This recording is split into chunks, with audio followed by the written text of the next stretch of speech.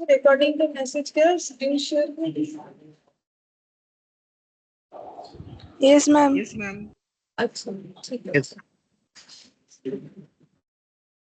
अच्छा देखो last class में ना हम लोगों ने डिसोल्यूशन ऑफ पार्टनरशिप ये स्टार्ट किया था, ठीक है। तो डिसोल्यूशन ऑफ पार्टनरशिप नहीं, एक्चुअली हम लोग क्या पढ़ रहे हैं, डिसोल्यूशन ऑफ पार्टनरशिप फॉर्म, ठीक है। उसका रीजन भी बताया था क्यों हो सकता है। हम लोगों को करना क्या है, एक उसका अकाउंटिंग ट्रीटमेंट, यही आने वाला एग्जाम में अकाउंटिंग ट्रीटमेंट क्या होगा। तो क्या क्या स्टेप्स फॉलो होता है, सबसे पहले हम लोगों को बुक्स ऑफ अकाउंट्स में क्या करना है, सारे एसेट और लाइबिलिटीज का वैल्यू जीरो करना होता है, ठीक है। जीरो करने का मतलब जितने भी एसेट डेबिट हो रखे उसको क्रेडिट कर दो, जितने भी लाइबिलिटीज क्रेडिट हो रखे उसको डेबिट कर दो। लेकिन इसका मतलब ये नहीं होता है कि फिजिकल प्रेजेंस जो है उसका खत्म हो गया, क्योंकि आज बोलने से आज ही एसेट या लाइबिलिटी कोई भी बिक जाना या पे ऑफ हो जाना पॉसिबल नहीं, उसमें एक टाइम लगता है। तो फिजिकली हम लोग जब उसे बेच पाते हैं तो उसका भी एंट्री हो जाता है। उसके बाद हम लोग को क्या देखना है, ये एंट्री होने के बाद ये जैसे ही हम लोग रियलाइजेशन बोल के एक नॉमिनल अकाउंट में ये सारी चीजों को ट्रांसफर करते हैं, ठीक है। और जो भी हमारा रियलाइज्ड होता है एसेट से वो लिखते हैं, जो लाइबिलिटी पे करते हैं वो लिखते हैं। और एक मैंने नोट्स लिखवाया था कि अगर हमें क्वेश्चन में ये ना बताए कि लाइबिलिटी कैसे सेट ऑफ हुआ है, फिर भी हम लोग मानेंगे कि कम से कम वो कुछ नहीं तो बुक वैल्यू पे सेट ऑफ हुआ है। लेकिन अगर एसेट रियलाइज नहीं हुआ, मान लो मेरा फिक्स्ड एसेट में फर्नीचर था, वो बिका कि नहीं कुछ नहीं बोला है, मतलब हम लोग मानेंगे नहीं बिका, अगर बोलेगा तो ही बिका है। और अगर जैसे कि क्रेडिटर क्रेडिटर को पे किया है कि नहीं नहीं बोला है, फिर भी क्रेडिटर इसका मतलब क्या है, पेड ऑफ है, तो फिर कौन सा अमाउंट से दिखाना है, बुक वैल्यू से दिखाना है, ठीक है। और कभी कभी पार्टनर भी क्या कर सकता है, एसेट टेक ओवर कर सकता है, कोई लाइबिलिटी पे ऑफ कर सकता है। अगर वो एसेट टेक ओवर करेगा या लाइबिलिटी पे ऑफ करेगा तो उसमें क्या हो जाएगा, उसका जो मतलब रिसीवेबल या पेबल अमाउंट होता है उसमें रिडक्शन आ जाएगा, ठीक है। जैसे मान लो अगर वो एसेट टेक ओवर कर रहा है तो उसको बिजनेस बंद होने पे जितना भी मिलने वाला था उतने से कम मिलेगा। और अगर वो लाइबिलिटी पे ऑफ कर रहा है तो बिजनेस उसे क्या देगा, उस उतने अमाउंट का पेमेंट कर देगा, ठीक है। ये एडजस्टमेंट हमें करना है। और ये पूरे प्रोसेस में हम लोग का एक एक्सपेंस हो सकता है जिसको हम लोग बोलते हैं रियलाइजेशन एक्सपेंस। क्यों होता है, जैसे कि एसेट बिकवाने का खर्चा हो सकता है, कुछ लीगल एक्सपेंसेस हो सकता है। अगर वो फर्म से पे हो रहा है तो रियलाइजेशन डेबिट टू कैश होगा। लेकिन वो अगर हम लोगों का कोई पार्टनर पे कर रहा है, उस केस में हम लोग पार्टनर को क्रेडिटर बनाएंगे क्योंकि पार्टनर को पे करना पड़ेगा, ठीक है। इस बेसिस पे हम लोगों ने क्वेश्चन किया था। नॉर्मली यहाँ पर हम लोग का क्या क्या अकाउंट बनता है, एक तो रियलाइजेशन अकाउंट, दूसरा पार्टनर्स कैपिटल और थर्ड हो जाता है कैश अकाउंट, ठीक है। और मैंने इस पे तुम लोग को 2 क्वेश्चन करवाया था, ठीक है। चलो आज देखते हैं कौन सा क्वेश्चन हम लोग कर सकते हैं। इलास्ट्रेशन 1 हम लोग का हो गया था और एक क्वेश्चन नंबर प्रैक्टिकल हाँ 1 किया था और एक क्वेश्चन यहां से ही करेंगे। कौन सा वाला क्वेश्चन करें, तो इलास्ट्रेशन कौन सा कर सकते हैं, क्योंकि उसमें अमित सुमित एंड कुमार ये वाला हम लोग कर सकते हैं, क्योंकि एक्चुअली इंसॉल्वेंसी वाला भी है ना, इसीलिए एक मिनट हम देख लेते हैं कौन सा कर सकते हैं हम लोग।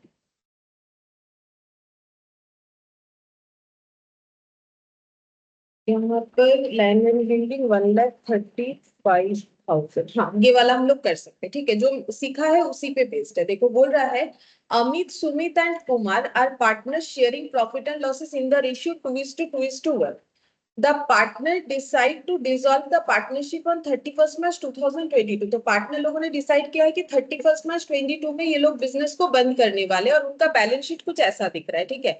Land building plant machinery furniture investment book debts provision stock bank capital withdrawn Kumar, यहाँ पर कैपिटल दिख रहा है, Amit Sumit general reserve, Kumar loan loan from D trade creditor bills payable outstanding salary, ठीक है। अच्छा अब अगर बिजनेस बंद होने वाला है तो हम लोग को क्या करना पड़ेगा, पहला अकाउंटिंग ट्रीटमेंट है, हमें सारे एसेट्स और लाइबिलिटीज को उसके बुक वैल्यू में कहाँ दिखाना पड़ेगा, रियलाइजेशन अकाउंट में। तो लैंड बिल्डिंग कहां पर जाएगा, रियलाइजेशन अकाउंट में जाएगा। देखो नॉर्मली रियलाइजेशन अकाउंट में वही जाता है जिससे हमें कुछ रियलाइज्ड होगा या फिर हमें पे ऑफ करना होता है, जैसे कि लाइबिलिटी के केस में पे ऑफ और एसेट के केस में रियलाइज, तो ये हम लोग का रियलाइजेशन अकाउंट में जाएगा। प्लांट मशीनरी ये भी रियलाइजेशन अकाउंट में जाएगा, ये डेबिट है, इधर हम लोग जब वहां ट्रांसफर करेंगे क्रेडिट करेंगे, ये भी हम लोग का किधर जाएगा, रियलाइजेशन। इन्वेस्टमेंट भी कहाँ जाएगा, रियलाइजेशन। बुक डेप्ट कहाँ जाएगा?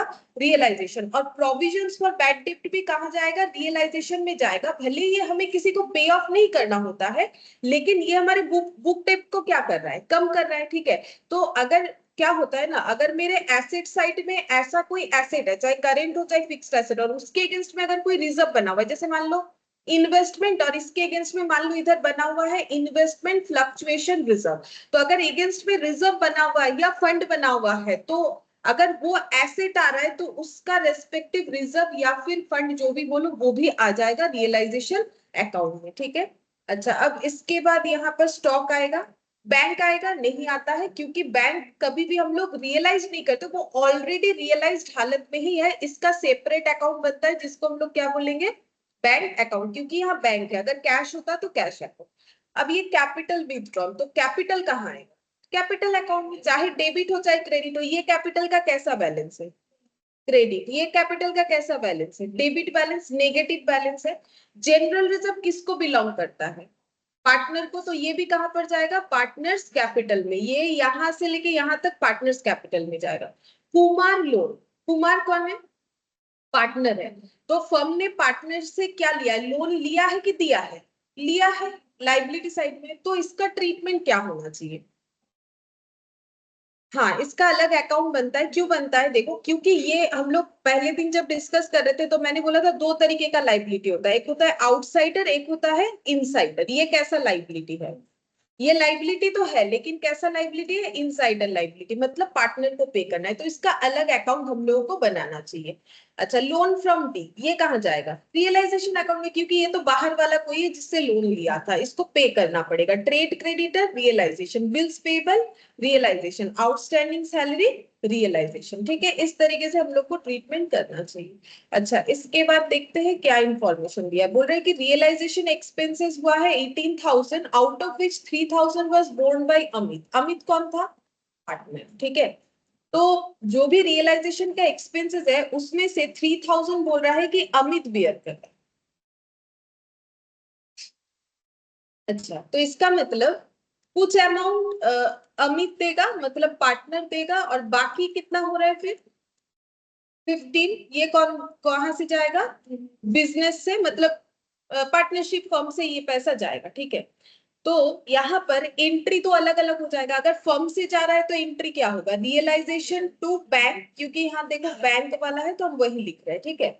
और अगर अमित दे रहा है तो उस केस में अमित को बाद में फर्म से पेमेंट मिलेगा, तो अमित क्या हो जाएगा? क्रेडिटर। तो टू अमित हो जाएगा। और यहाँ पर हम लोग क्या लिखेंगे? Realisation account debit. देखो सेम एंट्री है, रियलाइजेशन डेबिट, बिकॉज एक्सपेंस है, डेबिट तो होगा ही। लेकिन एक जगह में टू बैंक हो रहा है क्योंकि बिजनेस से पैसा जा रहा है, एक जगह में पार्टनर पे कर रहा है तो पार्टनर को बाद में देना है, तो उसको क्या बना दिया? क्रेडिटर, ठीक है। इसका एंट्री ऐसे। एक creditor agreed to take over furniture of book value 12,000। तो देखो फर्नीचर टोटल कितने का था, उसमें से 12,000 वाला जो फर्नीचर है वो क्रेडिटर टेक ओवर करेगा, लेकिन कितना वैल्यू मानेगा? 800। The rest of the creditor were paid off at a discount of 6.25%। मतलब ये जो 12,000 का फर्नीचर है वो 10,800 में टेक ओवर होगा। क्रेडिटर टोटल कितना है? ठीक है, तो 30,000 में से ये फर्नीचर से मतलब कुछ अमाउंट का क्या मिलेगा? मतलब कैसे क्रेडिटर को सेटल करेंगे? कुछ फर्नीचर दे देंगे और बाकी का क्या करेंगे? पेमेंट। वही तो बोला है। तो फर्नीचर जो दे रहे हैं वो कितने का दे रहे हैं? हाँ, इसको 10,800 मानना है, 12,000 नहीं मानना है, क्योंकि भले ही मेरे लिए बुक वैल्यू 12,000 है, लेकिन वो तो मान रहा है कि मेरा 10,800 आ रहा है, तो वो तो अपना 10,800 ही सेटल करेगा। तो बाकी कितना पैसा और क्रेडिटर को देना था?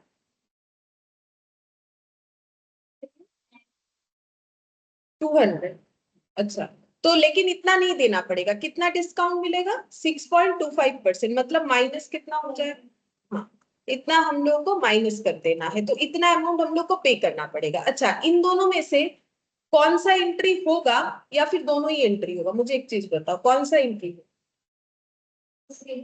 पेमेंट वाला, फर्नीचर वाला नहीं होगा। क्यों? क्यों बोलो? फर्नीचर तो एक्सचेंज में हो रहा है, ठीक है। अगर कुछ एक्सचेंज होगा, कैश का आउटफ्लो नहीं होगा, तो हमें उसका एंट्री करने का जरूरत नहीं पड़ेगा। क्यों नहीं पड़ेगा? क्योंकि ऑलरेडी फर्नीचर को तो हम लोग जीरो कर चुके हैं, ठीक है, पहले ही जब हम लोग रियलाइजेशन में उसको लिख रहे हैं, तो फिर उसका एक्सचेंज के केस में कोई एंट्री करने का जरूरत नहीं होता है, ठीक है। तो सिर्फ पेमेंट वाला एंट्री करेंगे, क्योंकि मॉनिटरी ट्रांजैक्शन नहीं होने से एंट्री नहीं होगा ना अकाउंट्स में। मतलब यहाँ पर अगर एंट्री होगा भी तो क्या होगा, फर्नीचर जाएगा और उधर हम लोग का क्रेडिटर कम होगा, ठीक है। तो क्रेडिटर जो कम होगा, फर्नीचर जाएगा, तो फिर उसमें तो हमारा क्रेडिटर का लेजर बनेगा, फर्नीचर का, दोनों लेजर तुम लोग बना नहीं रहे यहाँ पर, तो पोस्ट कैसे होगा, ठीक है। फिर थर्ड नंबर में देखो, अदर एसेट रियलाइज कैसे हुआ है, बोल रहे कि फर्नीचर, बोल रहे remaining take over by Kumar, Kumar ना पार्टनर था, ठीक है, 90% ऑफ बुक वैल्यू। तो रिमेनिंग फर्नीचर मतलब देखो, फर्नीचर रिमेनिंग क्यों बोल रहा है, क्योंकि कुछ फर्नीचर तो क्रेडिटर को दे दिया ना हम लोगों ने। अब फर्नीचर कितना बचा, पहले था 25,500 और हम लोगों ने क्रेडिटर को दिया है 12,000 वाला 10,800 पे, ठीक है। तो अभी कितना फर्नीचर बचा? हाँ, अब कितने से माइनस करोगे? 12,000, क्योंकि बुक वैल्यू से बुक वैल्यू ही ना माइनस होगा, तो हमारे पास कितना बच रहा है अभी, तुम लोगों ने कितना, ठीक है, इतना वाला जो फर्नीचर है वो 90% में कुमार लेके जा रहा है, ठीक है। तो 90% मतलब कितना, इससे कम वैल्यू है ना, ये तो 100% हुआ ना, 90% बोलने से जितना आएगा उतने में कौन लेके जा रहा है, कुमार लेके जा रहा है। तो मतलब कुमार को जब हम लोग पेमेंट करेंगे तो उतना अमाउंट से कम करेंगे, तो एंट्री क्या होगा, कुमार टू, हाँ, ये हो जाएगा, ठीक है। अच्छा, स्टॉक कितना रियलाइज हो रहा है, बोल रहे बुक वैल्यू से ज्यादा में रियलाइज हुआ, ठीक है, तो उतना अमाउंट करके हम लोग एंट्री कर देंगे। एंट्री क्या होगा, रियलाइज हुआ है तो कैश या बैंक, बैंक हो जाएगा, बैंक टू क्या हो जाएगा, रियलाइजेशन, ठीक है। स्टॉक नहीं करना है क्योंकि स्टॉक वगैरह सभी तो हम लोग ऑलरेडी उसको खाली कर चुके हैं। बुक डेट में 12,000 of debt proved bad, remaining were fully realise. अच्छा, तो डेटर में 12,000 जो है हम लोग का बैड डेट हो जाएगा, बाकी रियलाइज होगा, तो बाकी का एंट्री करेंगे, ठीक है। बाकी का एंट्री क्या होगा, bank to realisation. Land building का क्या एंट्री होगा, बैंक टू रियलाइजेशन। इन्वेस्टमेंट बोला है अमित टेक ओवर कर रहा है, वो भी पार्टनर है, 15% डिस्काउंट में, तो जितना अमाउंट होगा एंट्री क्या होगा, अमित टू रियलाइजेशन, ठीक है।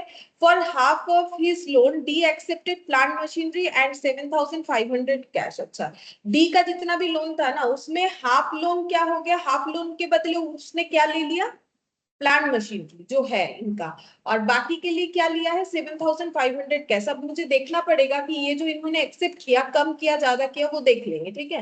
रिमेनिंग अमाउंट बोल रहा है पेड एट डिस्काउंट ऑफ 10%। अच्छा, तो डी का लोन कैसे पे हुआ, कुछ अमाउंट का प्लांट मशीनरी गया, कुछ अमाउंट का पेमेंट हुआ, और बाकी अमाउंट का क्या हुआ, डिस्काउंट के साथ पेमेंट हुआ, ठीक है। मतलब प्लांट मशीनरी और कैश मिला के एक बार एडजस्टमेंट हुआ और एक बार कैश 10% कम देके हुआ। Bills payable were due on average basis of 1 month after 31 March 2022, ठीक है। बोल रहा है कि बिल्स पेबल जो है वो ड्यू हुआ है average basis of 1 month after, but they were paid immediately on 31 March 6% discount per annum, ठीक है। तो बिल्स पेबल ड्यू हुआ था, ड्यू होने का मतलब पेमेंट करना था, ठीक है। अच्छा, अब कितना दिन हुआ है ड्यू होके, 1 मंथ, ठीक है। 31 मार्च 2022 को, but they were paid immediately on 31 मार्च, मतलब अभी भी 1 मंथ बाकी था पे करने के लिए, लेकिन उसको इमीडिएटली 31 मार्च में पे कर दिया गया है। तो अगर हम लोग आगे ही अमाउंट पे कर देंगे तो हमें क्या मिलता है, रिबेट मिलता है। अगर पेबल अमाउंट हम लोग अर्ली कर देंगे तो फिर हमें रिबेट नहीं मिलेगा। तो कितना रिबेट मिल रहा है, 6% डिस्काउंट के हिसाब से हमें कैलकुलेट करना पड़ेगा, ठीक है। ये सारा चीज कैलकुलेट कर लेंगे। रियलाइजेशन अकाउंट, बैंक अकाउंट और पार्टनर्स कैपिटल हमें प्रिपेयर करके देंगे, ठीक है। और एक बार हम लोग गो थ्रू कर लेंगे, क्वेश्चन काफी बड़ा है। सबसे पहले बनाओ realisation account, realisation account, question number 3, realisation account.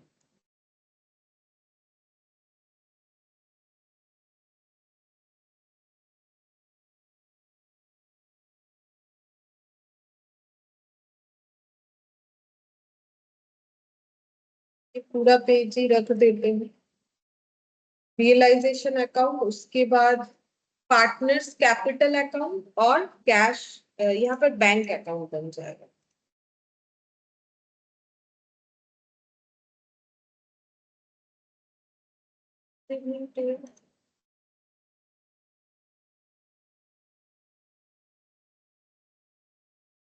Good evening ma'am. Partners capital account और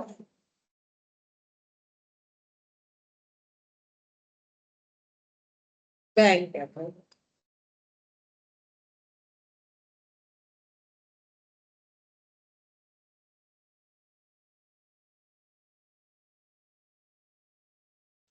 तो सबसे पहले अकाउंट में सारे डेटा हम लोग ब्रॉट डाउन कर लेंगे, जहां जो भी ब्रॉट डाउन करना होगा। तो ठीक है, स्टार्ट करो बैलेंस शीट से। हम एसेट साइड से स्टार्ट कर रहे हैं, तो टू सन्ड्री एसेट बोल के सारे एसेट्स आ जाएंगे। अगर तुम लोग चाहो तो डायरेक्टली टू लैंड बिल्डिंग ऐसे भी लिख सकते।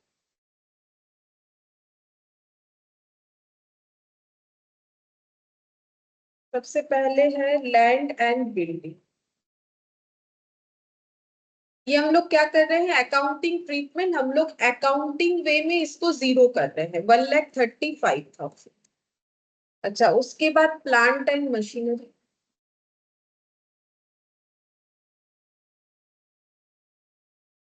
Plant and machinery 45,000।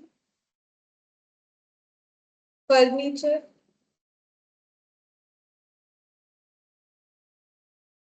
फर्नीचर था 25,500।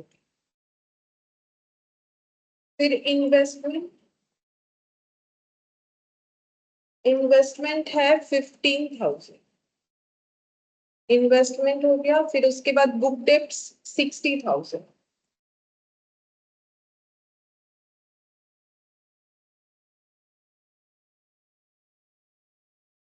फिर प्रोविजन है, प्रोविजन इधर आएगा बाय सेंट्री लाइबिलिटीज को।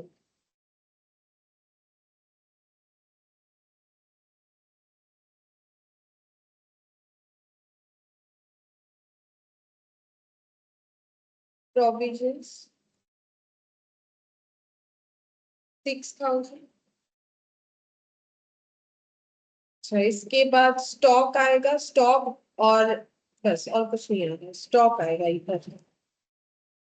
स्टॉक आ जाएगा 36,000। अब इसके बाद बाकी बचा बैंक। बैंक का to balance BD 13,500 bank account. To balance BD 13,500।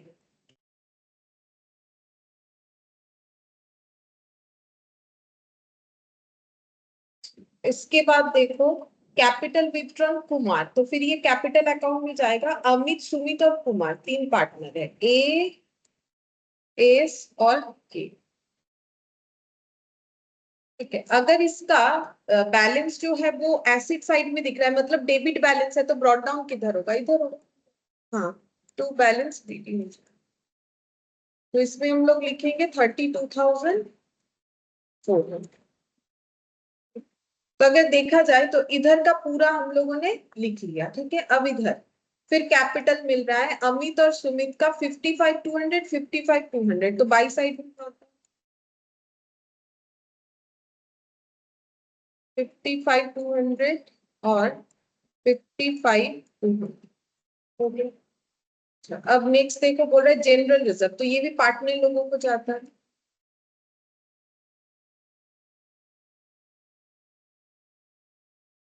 General reserve 2:2:1 में डिस्ट्रीब्यूट होगा 61,500।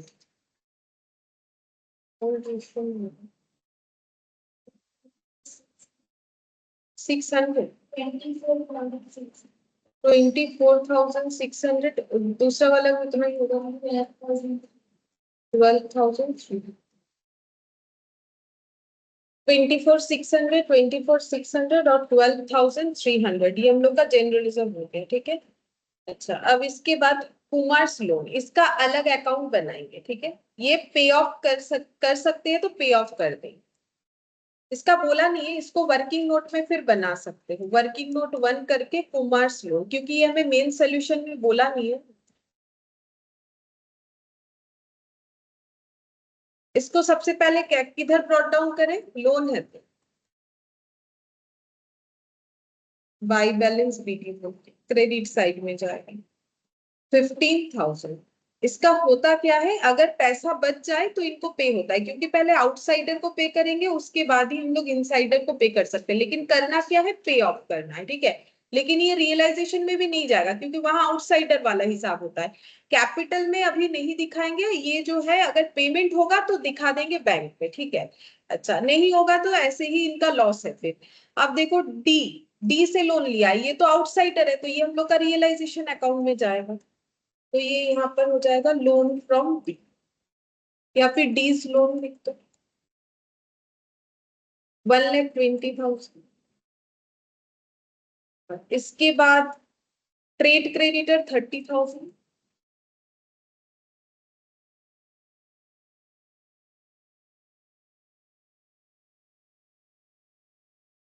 बिल्स पेबल 12,000,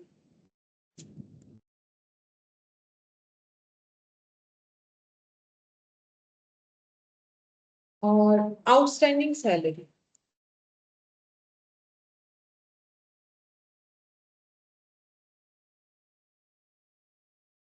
आउटस्टैंडिंग सैलरी हो जाएगा 7,500। ठीक है, तो इधर का भी देखो सारा लिख लिया हम लोगों ने जहां जाना था, तो मतलब बैलेंस शीट हम लोग का खाली हो गया, वही हमें करना है। अभी ये हम लोगों ने अकाउंटिंग वे में किया, ठीक है। आप देखते हैं फिजिकली क्या क्या बिक रहा है। तो सबसे पहले हम लोग को बोला है कि रियलाइजेशन का एक्सपेंस हुआ है 18,000, जिसमें से 3,000 अमित ने किया, और अमित है कौन, अमित है पार्टनर, ठीक है। तो 15,000 का पेमेंट बिजनेस से गया, और ये मैंने एंट्री बताया, तुम लोग उस एंट्री को लिखो, क्या लिखोगे बोलो। एक तो टू बैंक होगा, हाँ, ठीक है। तो यहाँ पर पेमेंट करेंगे रियलाइजेशन का एक्सपेंस, तो यहाँ पर हो जाएगा टू बैंक रियलाइजेशन एक्सपेंस, ठीक है। यहाँ पर हो जाएगा 15,000, और एक हो जाएगा टू अमित रियलाइजेशन एक्सपेंस, ये हम लोग का हो जाएगा 3,000। अच्छा, इसका लेकिन वर्किंग नोट दिखाना पड़ेगा, ठीक है। ये जो बाइफर्केशन हुआ ना, इसका वर्किंग नोट दिखाना पड़ेगा। शॉर्टकट में दिखा सकते हो, हम दिखा देते हैं, देखो शॉर्ट में कैसे दिखाओगे, ऐसे कर दो कि कैलकुलेशन ऑफ रियलाइजेशन एक्सपेंस, यहाँ पर हम लोग लिखेंगे टोटल, ऐसे ऊपर लिख दो 18,000 टोटल, ठीक है। फिर इसका दो पार्ट कर दो, यहाँ पर कर देते हैं पेड बाय अमित, और यहाँ पर remaining by business, remaining by business. अब क्वेश्चन में बता दिया है कि बिजनेस से कितना गया है, बोला है कि 3,000, ये वाला सॉरी अमित ने 3,000 दिया, तो रिमेनिंग कितना हो गया, 18,000 माइनस 3,000 यानी कि 15। इसी का हम लोगों ने वहां पर एंट्री किया, ठीक है। तो ये वर्किंग नोट टू यहाँ से हमें मिला है, ये हम लोग को बताना पड़ेगा, ठीक है। तो वहां जो लिखे हैं ना हम लोग एंट्री, वहां पर वर्किंग नोट टू लिख दो, ठीक है। जहां एंट्री लिखे हैं वहां पर हम लोग को लिख देना है वर्किंग नोट नंबर,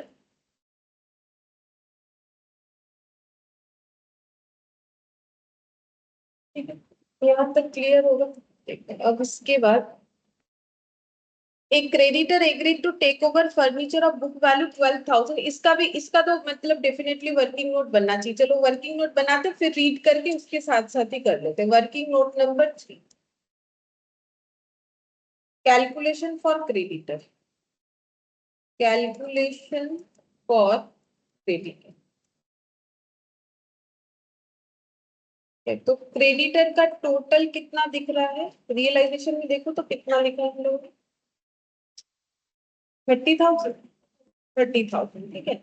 अब इसका क्या बोला है देखो, creditor agree to take over furniture. अच्छा, क्रेडिटर क्या ले रहा है, फर्नीचर ले रहा है, उसका सेटलमेंट कैसे हो रहा है, फर्नीचर ले रहा है, ठीक है। कैसा फर्नीचर, जिसका बुक वैल्यू है 12,000, और जो एग्रीड वैल्यू बोल सकते हैं इसको, मतलब जिसमें टेक ओवर कर रहा है 10,800, इसको हम लोग बोलते हैं एग्रीड वैल्यू, कि इतने में लेने का बात हुआ है, ठीक है। वैल्यू चाहे 12,000 हो, लेकिन एग्रीड वैल्यू हुआ है 10,800। और बाकी अमाउंट के लिए क्या लेगा, देखो यहाँ पर बाकी अमाउंट उसको पे करना है, लेकिन डिस्काउंट मिलेगा 6.25%। ठीक है, तो रिमेनिंग यहाँ पर लिखते हैं remaining paid in cash but discount at the rate of 6.25%। ठीक है, मैंने ऐसे ही लिखा है, तुम लोग अपने हिसाब से लैंग्वेजेस को सेट कर सकते हो। ठीक है, remaining,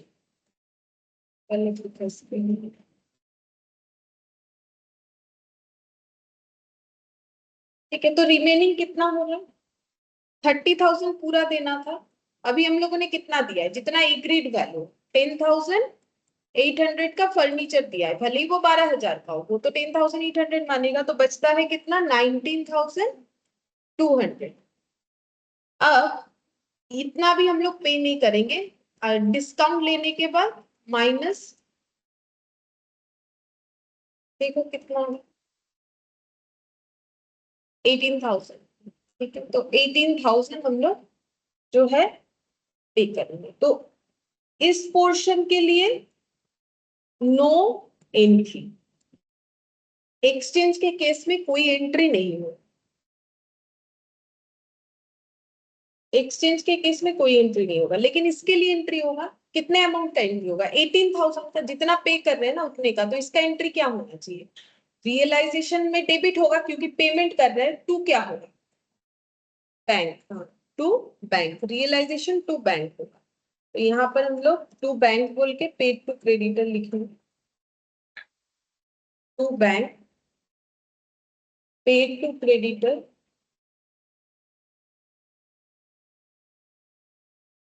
note number 3,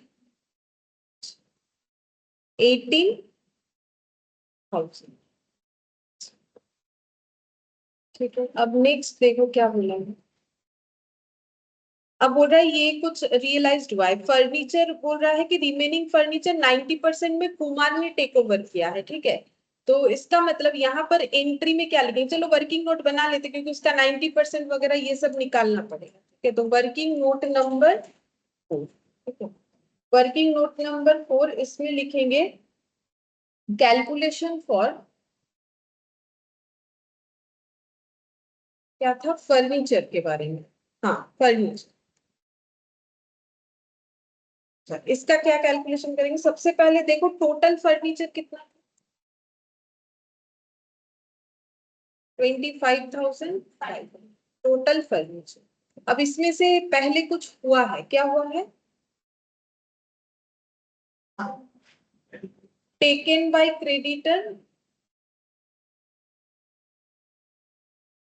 book value 12,000। ठीक है, तो रिमेनिंग जो है कितना होगा? रिमेनिंग कौन लेके जा रहा है? Remaining taken by Kumar, taken by Kumar, और कितने में लेके जा रहा है? At the rate of 90% of book value. ये क्वेश्चन में बोल दिया है हम लोग कि इतने बुक वैल्यू पे लेके जाएगा, तो रिमेनिंग निकालते हैं फिर। 25,500 माइनस 12,000। ठीक है, यहाँ 10,800 का कोई काम नहीं होता है, क्योंकि बुक वैल्यू से बुक वैल्यू ही लेस होगा। तो कितना होता है? हाँ, ये बुक वैल्यू है, लेकिन हम लोग ये जो है लेके जा रहे हैं, इसको और भी कम पे लेके जा रहे हैं, बस 90% ही इसका देखो, मतलब 90% पे एग्रीड वैल्यू, इसको हम लोग बोलेंगे एग्रीड। तो कितना हो रहा है?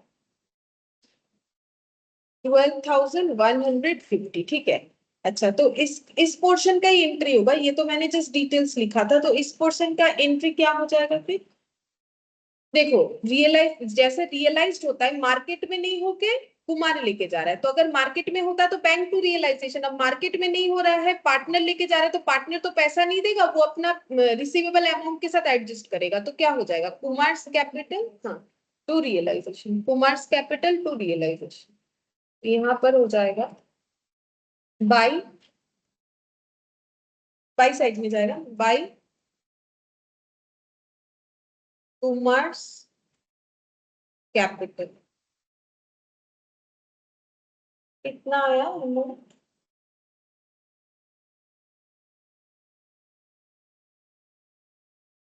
12,150। फर्नीचर टेकन और नोट नंबर कितना बना, वर्किंग 4, वर्किंग नोट नंबर, ठीक है। अच्छा, इसके बाद स्टॉक, स्टॉक जो है 120% ऑफ बुक वैल्यू पे रियलाइज्ड हुआ है, तो रियलाइज्ड हुआ है तो क्या लिखेंगे, बाय बैंक। यहाँ पर लिखेंगे स्टॉक। अब इसका वर्किंग नोट नहीं बना रहे क्योंकि ये यहाँ पर भी बन सकता है, तो स्टॉक कितने का था पहले वो देखो, कहाँ पर दिखेगा बोलो तो रियलाइजेशन अकाउंट में भी दिख सकता है। हाँ, अब उस पे लगाओ, एक्स्ट्रा कितना मिल रहा है, 120 पूरा लगा सकते हो, ठीक है। तो यहाँ पर 36,000 इंटू हम डायरेक्टली 120% कर देते तो भी हमें आंसर मिल जाएगा 43,200, और अगर कोई चाहो तो इस पे 20% लगा के फिर से ऐड कर सकते हो तो भी सेम आंसर आएगा, ठीक है। बाय बैंक स्टॉक हो गया हम लोग का 43,200।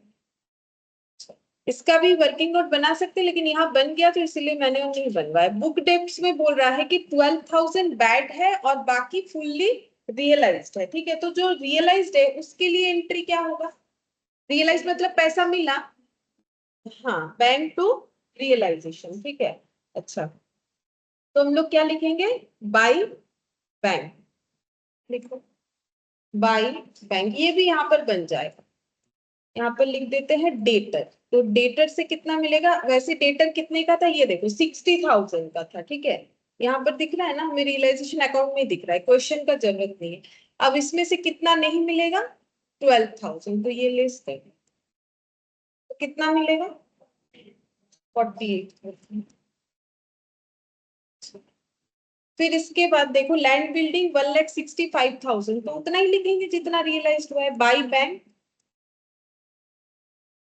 लैंड एंड बिल्डिंग, मैंने इसे शॉर्ट में लिख दिया है, 1,00,000 जितना बोला है उतना लिख देना है, बस देख देख के 1,65,000। Investment taken over by Amit at 15% discount, तो फिर इसमें क्या एंट्री होगा, अगर बिक जाता तो बैंक टू रियलाइजेशन, नहीं बिका अमित मतलब अमित ले रहा है तो नहीं बेचना पड़ा, तो अमित टू रियलाइजेशन, बाय क्या हो जाएगा अमित, अमित कैपिटल। अच्छा, ये इन्वेस्टमेंट टेकन, इन्वेस्टमेंट टेकन, अच्छा ये कितने में इन्वेस्टमेंट टेक ओवर हो रहा है, 15,000 का था शायद, एक बार देखो तुम लोग, इस पे 15% तो 15%, हाँ 12,750, 15,000 माइनस 15,000 का 15%, ऐसे भी कर सकते हो या फिर डायरेक्टली इसका कितना करने से हो जाएगा 85%, ठीक है। 12,750। इसके बाद हाँ, अब डी का लोन, इसका अकाउंट बनाना पड़ेगा क्योंकि इसमें काफी सारा पॉइंट बोला है, इसका अकाउंट बोल रहे सॉरी, वर्किंग नोट बनाना पड़ेगा, नहीं तो नहीं समझ में आएगा, बाकी तो वहां पर हो गया तो मैंने बना दिया। Working note number 5, settlement of डीज, ठीक है, सेटलमेंट ऑफ डीज लोन, ठीक है। तो सबसे पहले मुझे एक बार बताओ कि डी का लोन पूरा पूरा कितना था, 1,20,000, ठीक है। अब इसका क्या कैलकुलेशन बोला है, कुछ हाफ हाफ बोला था, देखो पहले बोला है कि half of his loan D accept plant and machinery and 7,500 cash, ठीक है। आधा लोन के लिए पैसा और जो है प्लांट मशीनरी ले रहा है, तो आधा मतलब कितना हो रहा है 60,000। इसके बदले मतलब इस लोन को जो है चुकाने के लिए पार्टनरशिप फर्म से क्या गया, प्लांट मशीनरी एंड 7,500 कैश। अब बोलो इसमें से किसका एंट्री होगा, कैश का, ठीक है। इसका नहीं होगा क्योंकि ये प्लांट मशीनरी का नो एंट्री, इसका एंट्री होगा। इसका एंट्री क्या होगा, डी का लोन पे कर रहे हैं तो क्या एंट्री होगा,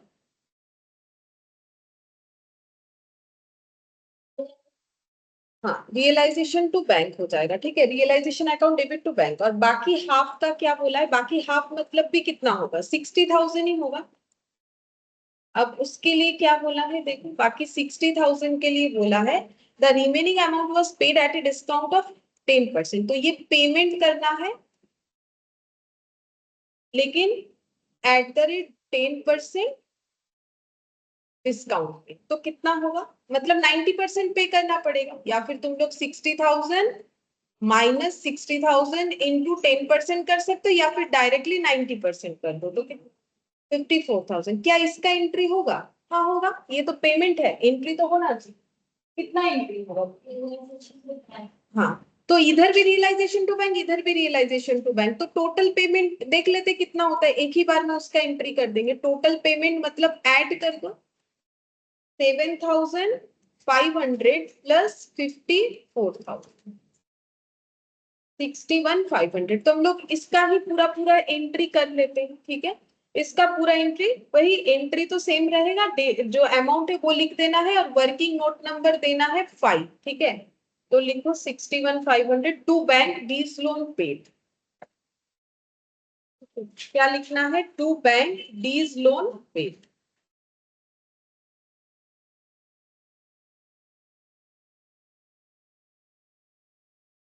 दीज लोन पेड 61,500, और वर्किंग नोट नंबर कितना आया हम लोग का? 5। नेक्स्ट देखो, यहाँ हो गया। अब ये बिल्स पेबल वाला, तो इसका भी हम वर्किंग नोट करके दिखा देते हैं। चलो एक वर्किंग नोट बनाओ बिल्स पेबल का। कैलकुलेशन फॉर बिल्स पे, working note number 6, calculation for bills payable. अच्छा, तो पहले देखो तो बिल्स पेबल कितना था?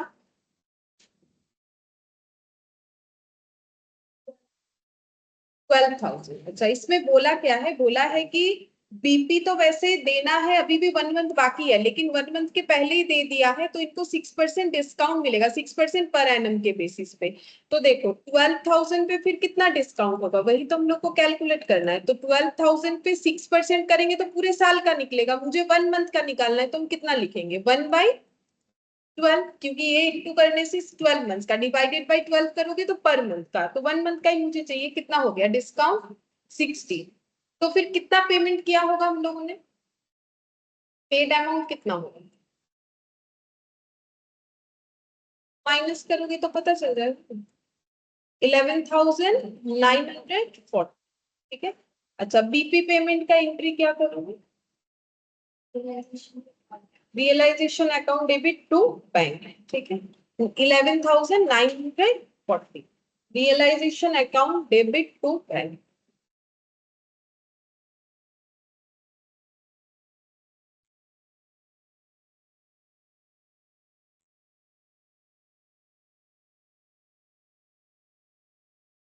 BP paid, working note number 6, 11,940। तो क्वेश्चन तो कंप्लीट हो गया। अब तुम लोग को देख लेना है, क्या ऐसा कोई लाइबिलिटी है जो बैलेंस शीट में था, हम लोगों ने रियलाइजेशन अकाउंट में लिखा था और हम लोगों ने उसको पे करने का नहीं दिखाया है? अगर ऐसा है तो उसे हमें बुक वैल्यू पे कर देना। हाँ, आउटस्टैंडिंग सैलरी, ठीक है। प्रोविजंस किसी को पे नहीं होता है, उसको कंसीडर नहीं करना होता है, ठीक है। तो आउटस्टैंडिंग सैलरी कुछ नहीं बोला है, लेकिन अगर नहीं भी बोला है तो हम लोग क्या मानेंगे कि वो पे ऑफ है। तो कितने में पे ऑफ होगा? Book value 7,500। इसी का देखो लास्ट दिन हम लोगों ने नोट लिखा था, regarding realisation of settlement of liability, assume it to be settled at book value. तो यहाँ पर क्या लिखेंगे? टू बैंक आउटस्टैंडिंग सैलरी 7,500, ठीक है। अच्छा, सारा चीज तो लिख लिया, बट ना मैंने क्रॉस पोस्टिंग नहीं करवाया। चलो कैपिटल और बैंक अकाउंट में जो भी क्रॉस पोस्टिंग होने वाला है वो हम लोग कर लेते हैं। तो कहाँ से स्टार्ट करें? देखो यहाँ तक तो कुछ क्रॉस पोस्टिंग नहीं हुआ, ये रहा बैंक। बैंक में क्रॉस पोस्टिंग करो बाई, क्या लिखोगे? By realisation, by realisation, payment of liabilities, ऐसे लिख देते हैं, पेमेंट ऑफ लाइबिलिटीज, और एक एक करके नाम नीचे लिख देते हैं। पेमेंट ऑफ लाइबिलिटीज में हम लोग का क्या क्या आएगा? रियलाइजेशन एक्सपेंस, क्रेडिटर का पेमेंट, डीज लोन, बीपी पेड और आउटस्टैंडिंग सैलरी। और अगर जगह नहीं है तो सारी चीजों को ऐड करके भी लिख सकते हो, अगर बाई चांस जगह नहीं है। ठीक है, तो यहाँ पर हम लिख देते हैं सबसे पहले रियलाइजेशन एक्सपेंस, छोटा छोटा लिखेंगे तो हो जाएगा शायद। Realisation expense 15,000। उसके बाद paid to creditor, 18,000। D's loan 61,500। BP paid 11,940। और आउटस्टैंडिंग सैलरी 7,500। ठीक है, तो ये हम लोगों ने इधर लिख लिया। अच्छा, और देखते हैं to bank, to bank, to bank, to bank, to bank, ये सारा चीज लिख लिया, और तो कुछ लिखने वाला है नहीं। और ये तो क्रॉस पोस्टिंग कहीं नहीं होगा। ये टू अमित जो है वो कहाँ पर क्रॉस पोस्टिंग होगा? कैपिटल में बाई रियलाइजेशन बोल के अमित के कॉलम में 3,000 लिखो। बाई रियलाइजेशन बोल के अमित के कॉलम में 3,000, ये क्या था? अच्छा, तो यहाँ लिख देते हैं एक्सपेंस फॉर रियलाइजेशन। ठीक है, अच्छा, तो इधर का सारा क्रॉस पोस्टिंग हो गया। इधर देखो, यहां तक तो कोई क्रॉस पोस्टिंग नहीं होगा। इसके बाद जैसे कि कुमार्स कैपिटल, तो टू रियलाइजेशन फर्नीचर टेकन, यहाँ पर लिख देते हैं टू रियलाइजेशन फर्नीचर टेकन। अच्छा, कितना था? 12,150, ये कुमार का था ना? 12,150। अच्छा, इसके बाद बैंक है तो क्या लिखेंगे? बैंक का 3 डेटा है, तो to realisation, to realisation asset realised. अच्छा, क्या क्या एसेट रियलाइज्ड हो रहा है हम लोग का? हाँ, स्टॉक, डेटर, लैंड एंड,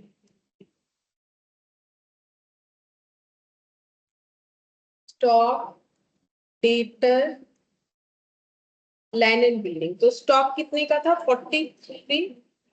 हाँ, और डेटर 48,000, और लैंड एंड बिल्डिंग 1,65,000।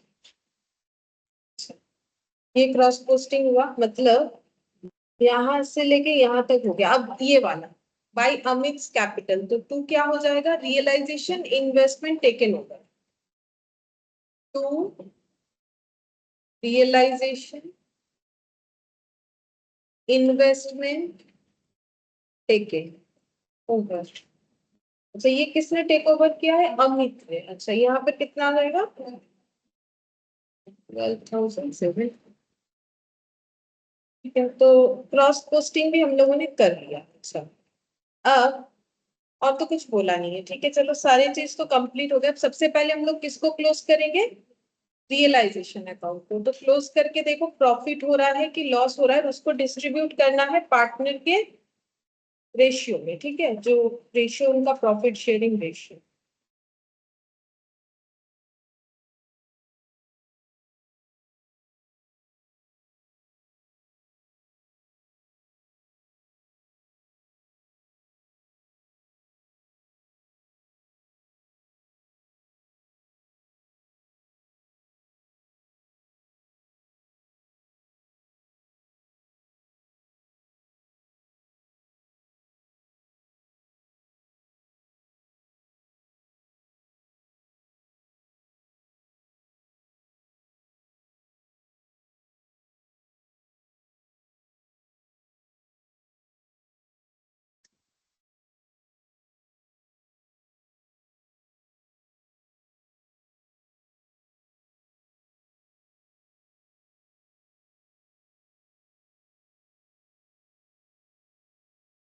कितना होगा? मेरे तो लाइबिलिटी से 5,06,000 आ गया, इतना तो नहीं है, कुछ कहना चाहिए।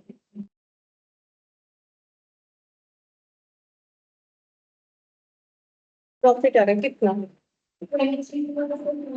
60। हाँ सही है। इसका टोटल कितना हो रहा है? 4,56,600। अच्छा, 4,56,600। और to profit transfer to partners capital, ratio 2:1 था, ठीक है। अमित, सुमित और कुमार, ऐसा कुछ नहीं था। हाँ, 2:1 में डिस्ट्रीब्यूट। 9,264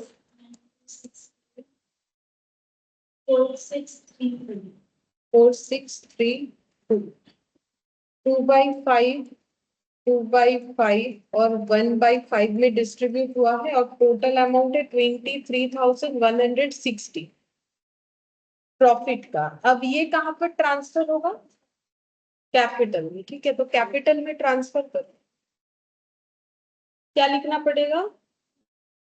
बाई जाएगा, profit 1 by realisation profit, by realisation profit बोल के ये तीनों अमाउंट हमें लिखना है। लिखो, बाई रियलाइजेशन प्रॉफिट 9,264, 9,264 और 4,632। अच्छा, अब इसको क्या करेंगे? क्लोज करके देखेंगे कि पार्टनर लोग जब बिजनेस बंद कर रहे हैं, किसको पैसा लाना है या फिर किसको पैसा देना है। तो एक एक करके क्लोज करना पड़ेगा। तो ए का पहले क्लोज करते हैं। 55,200 उसे मिलेगा, 24,600 भी मिलेगा, 3,000 भी मिलेगा, और 9,264 मिलेगा। तो टोटल कितना मिलेगा? 92,064 रुपीज मिलेगा। लेकिन उसने इन्वेस्टमेंट टेक ओवर किया था, तो उतने से कम हो जाएगा, 12,750 से। तो कितना हो जाएगा? तो जो पेबल अमाउंट है वो इतने की जगह कम होके इतना हो गया। तो टू बैंक 92,64। सेम तरीके से इधर वाला ढूंढना कि इतना पे होगा, इतना पे होगा और इतना पे।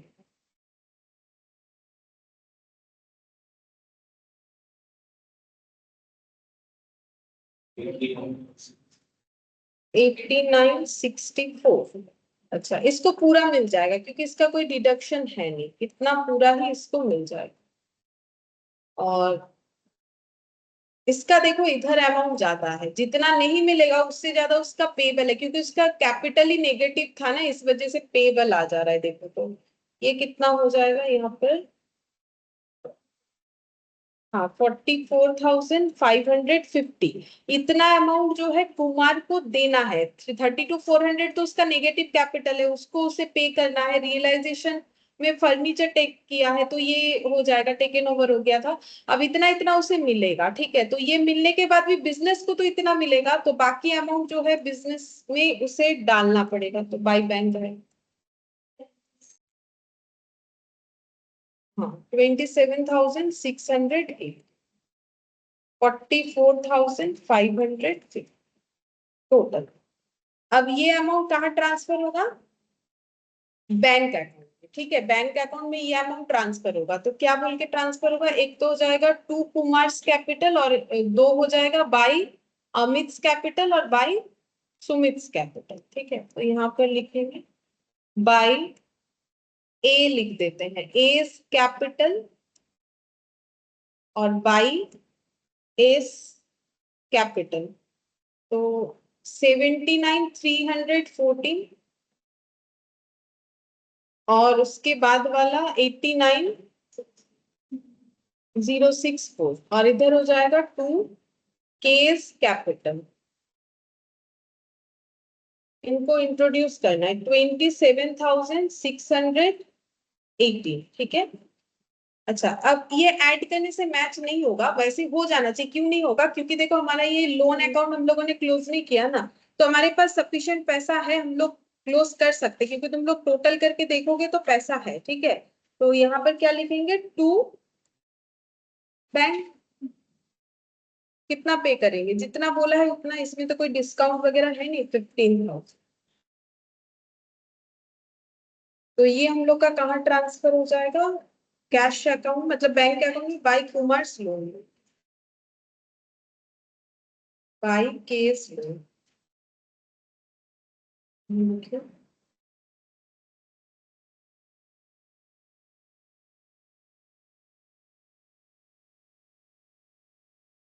Bye case loan account 15,000। अब टोटल करने से टैली हो जाएगा, तब टोटल करने से ये दिखता कि 15,000 का बैलेंस बच रहा है हम लोग के पास, तो वो 15,000 का लोन पे हो जाएगा।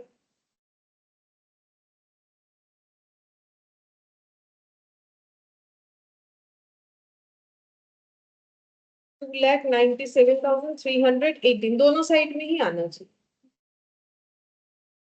2,97,318 कैसे पता चलेगा कि पार्टनर का लोन हम लोग पे कर सकते हैं? जैसे ही तुम लोग इधर का टोटल करोगे, तो इससे ये पता चलेगा तुम लोगों के पास कितना पैसा आया, मतलब फर्म में कितना पैसा है, उसमें से ये ये सारे अमाउंट पे हुए, ठीक है। और कैपिटल, ये ए और एस को जो पेमेंट होना चाहिए था वो भी गया, लेकिन उसके बाद 15,000 बच जाएगा। तो इसका मतलब हम लोग पे कर सकते हैं, जो पार्टनर है उसका लोन पे कर सकते हैं, उसका लॉस में नहीं जाएगा, ठीक है। तो क्वेश्चन वैसे आसान है, एंट्री में तो कुछ वैसा ज्यादा कुछ वेरिएशंस होता नहीं, लेकिन जैसे बोलेगा हमें उस तरीके से कर। ये गया हम लोग का नॉर्मल रियलाइजेशन, लेकिन अगर पार्टनर इंसॉल्वेंट हो जाता है तो उसका ट्रीटमेंट कैसे होगा वो हम बताते थे। Insolvency of partner, insolvency of partner, ये पॉइंट हमें पढ़ना है। इंसॉल्वेंसी ऑफ पार्टनर का मतलब कि अगर पार्टनर का कैपिटल का क्या बैलेंस है बोलो तो डेबिट बैलेंस, मतलब क्या, उसका कैपिटल ही नेगेटिव हो रखा है, तो हम लोग ये अजम्पशन कर सकते हैं कि फिर वो पेमेंट कैसे करेगा। मतलब अगर उसको कुछ पेमेंट करना है, तो बिजनेस में तो उसका कुछ है नहीं क्योंकि कैपिटल ही नेगेटिव है। अगर कुछ लाना है तो वो अपने पर्सनल एसेट ला सकता है बेचने के लिए, क्योंकि पार्टनरशिप एक्ट 1932 तो वही होता है ना। एलएलपी में तो वो वाला उसी चीज को तो हटाया गया कि एलएलपी में कि पर्सनल एसेट के ऊपर कोई लाइबिलिटी नहीं बनता है, ठीक है। तो यहाँ पर हम लोग को क्या करना है, देखो इंसॉल्वेंसी का मतलब क्या है, देखो if A partner becomes insolvent,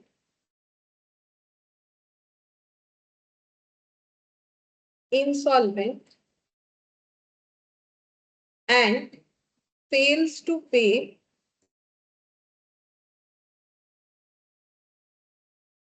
his debit balance of capital account, either wholly or partly.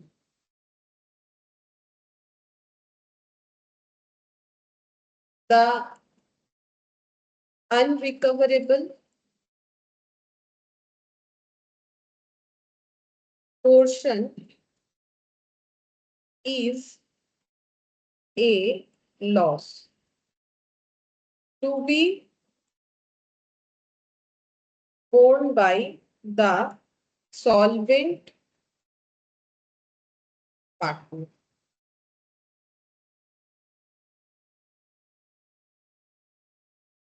जैसे ये जो क्वेश्चन अभी हम लोगों ने किया, यहाँ पर एक पार्टनर का था डेबिट बैलेंस, किसका था बोलो तो? ये क्या नाम था इनका? देखो इनका डेबिट बैलेंस था ये देखो, ठीक है, कुमार का। लेकिन ये देखो पैसा लेके आप आ रहे हैं, आप आ रहे हैं ना 27,618। अगर ये नहीं लाते तो क्या हम लोग ये सारे लाइबिलिटी पे कर पाते? कुछ ना कुछ छूट ही जाता, क्योंकि 27,618 का तो हमारा डेफिसिट दिखता। तो वही बोल रहा है कि अगर किसी पार्टनर का कैपिटल का डेबिट बैलेंस है वो हो सकता है, लेकिन अगर वो उस डेबिट बैलेंस को पे नहीं कर पा रहा है, देखो, तब उसे इंसॉल्वेंट बोलेंगे। फिर पार्टनर बिकम इंसॉल्वेंट, अगर वो इंसॉल्वेंट हो जाता है तो वो अपने कैपिटल का डेबिट बैलेंस को ना तो होलली ना तो पार्टली अगर नहीं पे कर पाता है, तो जितना अनरिकवरेबल पोर्शन है, लॉस हो जाएगा ना बिजनेस में, तो उतना अमाउंट किसको लेके आना पड़ेगा बोलो तो? जो सॉल्वेंट पार्टनर है उसको लेके आना पड़ेगा। यही तो पार्टनरशिप का जो है ड्रॉबैक है, क्योंकि देखो, वो हुआ है इंसॉल्वेंट, अब प्रॉब्लम बाकी लोगों को है, ठीक है, ये हो जा रहा है। तो एक्चुअली इस पे केस बना हुआ है, तो एक स्टोरी है, देखो 1904 का बात है, ठीक है। तो वहां पर क्या है, 1904 में ये फैसला जो है, ये गार्नर वर्सेस मोरे बोल के बोला जाता है, ठीक है, गार्नर वर्सेस मूरे या मोरे जो भी बोलो, ये कहा हुआ था ना, इंग्लैंड में, और ये हम लोग के देश में भी अप्लाई होता है, ठीक है। तो यहाँ पर क्या हुआ था ना कि तीन पार्टनर थे, ठीक है, जिसमें आ, एक पार्टनर का नाम, ये दो पार्टनर है, पार्टनर और नूरे, और एक पार्टनर है विल्किंस, लेकिन इसका नाम जो है किसी को नहीं पता होता है। नॉर्मली इस रूल्स का नाम गार्नर वर्सेस मोरे है, लेकिन विल्किंस जो पार्टनर है इसका नाम नहीं पता होता है लोगों को, क्योंकि केस जो है वो इन दोनों के नाम पे बना। लेकिन विल्किंस जो है उसके वजह से ही प्रॉब्लम हुआ, ठीक है। विल्किंस क्या हो गया था ना, विल्किंस का कैपिटल जो है वो डेबिट बैलेंस दिख रहा था, ठीक है। अब वो हो चुका था इंसॉल्वेंट, ठीक है। अब जो इंसॉल्वेंट हो चुका है वो तो अपने कैपिटल का डेबिट बैलेंस ही पूरा नहीं कर सकता है, तो बाकी चीज क्या लाएगा, ठीक है। तो इंसॉल्वेंट की वजह से क्या जनरेट हुआ होगा, लॉस, ठीक है। अब वो लॉस किसको बेयर करना है, गार्डनर और मुरे को, ठीक है। ये किसने बोला था, ये फैसला दिया था, नाम था जज का जस्टिस जोई, ठीक है, ये नाम था, ठीक है, जस्टिस जोई। उन्होंने फैसला दिया कि ठीक है, आपका पार्टनर इंसॉल्वेंट हो गया एक पार्टनर, लेकिन आप लोग तो सॉल्वेंट हो, तो आप लोगों को क्या करना है, इसका लॉस भी खुद से घर से लेके आना है, ठीक है। तो अगर हम लोग गार्डनर वर्सेस मोरे अप्लाई करते, कब अप्लाई होगा, अगर कोई पार्टनर क्या हो चुका है, इंसॉल्वेंट, तभी वो अप्लाई होगा, अदरवाइज ये वाला लॉ जो है अप्लाई नहीं होगा। तो सबसे पहले ये जस्टिस जोई ने जो फैसला सुनाया, बोला कि आप लोग सॉल्वेंट हो ये प्रूव करो, ठीक है। गार्डनर और मुरे को बोला कि विल्किंस तो इंसॉल्वेंट हो गया, वो तो बोल रहा है, लेकिन आप लोग सॉल्वेंट हो ये प्रूव करो। तो फिर गार्नर बोल रहा है वो तो हमारे क्रेडिट बैलेंस से दिख रहा है कि हम लोग सॉल्वेंट है, लेकिन उन्होंने बोला नहीं, कुछ ऐसा करो ताकि मुझे लगे कि आप लोग जो है सॉल्वेंट हो। तो आप लोग को क्या करना है, जितना रियलाइजेशन अकाउंट में लॉस आएगा उतने अमाउंट का कैश आप लोगों को लेके आना, ठीक है। तो स्टेप वन हमें क्या करना पड़ेगा, अगर हम लोग गार्नर वर्सेस मोरे अप्लाई करेंगे, अब ये तुम लोग को लिख लेना चाहिए, क्योंकि ये इसी पे हमें क्वेश्चन को करना पड़ेगा। Bring cash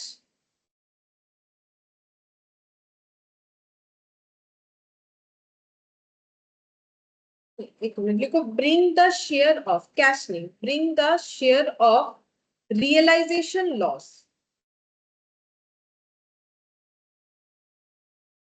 even if there is a credit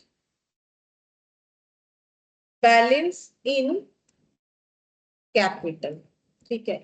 मतलब सॉल्वेंसी प्रूव करने के लिए सबसे पहले क्या करना पड़ेगा, अब जज जो बोलेगा वो तो सुनना पड़ेगा। तो जज ने बोला कि भले ही तुम लोग का क्रेडिट बैलेंस दिख रहा हो, जैसे कि ये वाले क्वेश्चन में ही अगर देखोगे, यहाँ इन इन दोनों का तो क्रेडिट बैलेंस दिख रहा है, यहाँ बोला नहीं कि वो इंसॉल्वेंट हो गया। अगर इस क्वेश्चन में बोलता कि कुमार इंसॉल्वेंट हो गया, तो इस पे भी गार्नर वर्सेस मोरे अप्लाई हो जाता। तो ये क्रेडिट बैलेंस दिख रहा है, दिखने दो, लेकिन रियलाइजेशन अकाउंट में क्या आएगा, लॉस आएगा। और वो लॉस जितना जितना होगा, जिसके मतलब जिसके कैपिटल अकाउंट में जितना लॉस दिखेगा, उतने अमाउंट को उनको कैश लेके आना है। तो जो इंसॉल्वेंट है उसको नहीं लाना है, किसको लाना है, जो लोग सॉल्वेंट है, ठीक है। इससे क्या प्रूव होगा कि वो लोग सॉल्वेंट है, ठीक है। अच्छा, अब नेक्स्ट हम लोग लिखेंगे, जो लॉस हुआ है, loss due to insolvency of partner,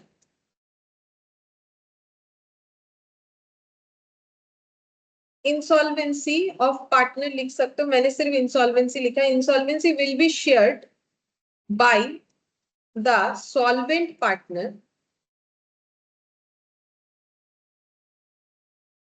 in the ratio of in the ratio of बोल के ऐसे लिखो, लास्ट एग्रीड कैपिटल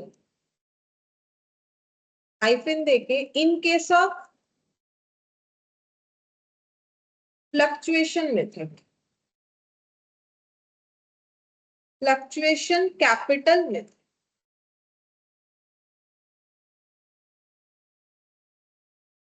और ये कैसे कैलकुलेट होगा, जैसे ये लास्ट एग्रीड कैपिटल कैसे कैलकुलेट होगा, पहले हम लोग लिखेंगे कैपिटल जितना है वो देखेंगे पार्टनर लोगों का, फिर यहाँ पर अगर कुछ रिजर्व है वो ऐड कर देंगे, ठीक है, फिर प्रॉफिट या लॉस एडजस्ट करेंगे। अभी लिखो, हम बता देंगे, क्वेश्चन करने से और भी अच्छे से समझ में आ जाएगा। ड्रॉइंग्स है तो वो भी एडजस्ट करना पड़ेगा, इंटरेस्ट ऑन कैपिटल अगर है तो वो भी एडजस्ट होगा, और इंटरेस्ट ऑन ड्रॉइंग्स लेस होगा, इंटरेस्ट ऑन ड्रॉइंग्स लेस होगा। तो ये हम लोग का निकल के आएगा लास्ट एग्रीड कैपिटल।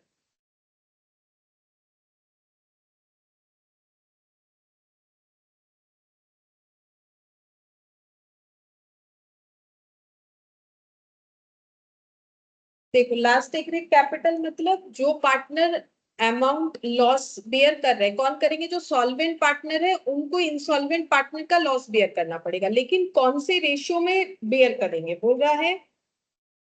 हम लोग अगर फ्लक्चुएशन कैपिटल मेथड यूज कर रहे हैं तो उस केस में लास्ट एग्रीड कैपिटल वो कैसे निकलेगा, जो कैपिटल का बैलेंस है वो अगर कुछ रिजर्व पार्टनर को जा रहा है तो वो ऐड होगा, क्योंकि रिजर्व ऐड होता है, प्रॉफिट हुआ तो ऐड होगा, लॉस हुआ तो लेस होगा, इसलिए पीएल में मैंने प्लस माइनस लिखा है।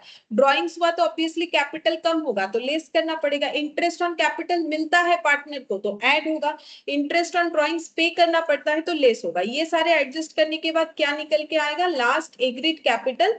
तो इस रेशियो में अब दो पार्टनर होगा दो, तीन पार्टनर होगा तीन, इस रेशियो में हमें डिस्ट्रीब्यूट करना पड़ेगा। और अगर फ्लक्चुएशन कैपिटल मेथड यूज नहीं कर रहे तो उस केस में कौन सा रेशियो लेना पड़ेगा, if fixed capital method is used, method is used, then capital ratio is the amount of fixed capital। Capital ratio क्या होगा, amount of fixed capital, fixed capital का जो अमाउंट होगा वही हम लोग का कैपिटल रेशियो होगा, ठीक है, फिक्स्ड कैपिटल का जो अमाउंट होगा वही हम लोगों का कैपिटल रेशियो होगा। अच्छा, अब इतने से हम लोग एक क्वेश्चन कर सकते हैं, अभी तक हम लोगों ने जो गार्डनर वर्सेस मूरे समझा उससे हम लोग एक क्वेश्चन कर सकते हैं। कौन सा वाला क्वेश्चन करेंगे, हम लोग इलास्ट्रेशन 2 करेंगे।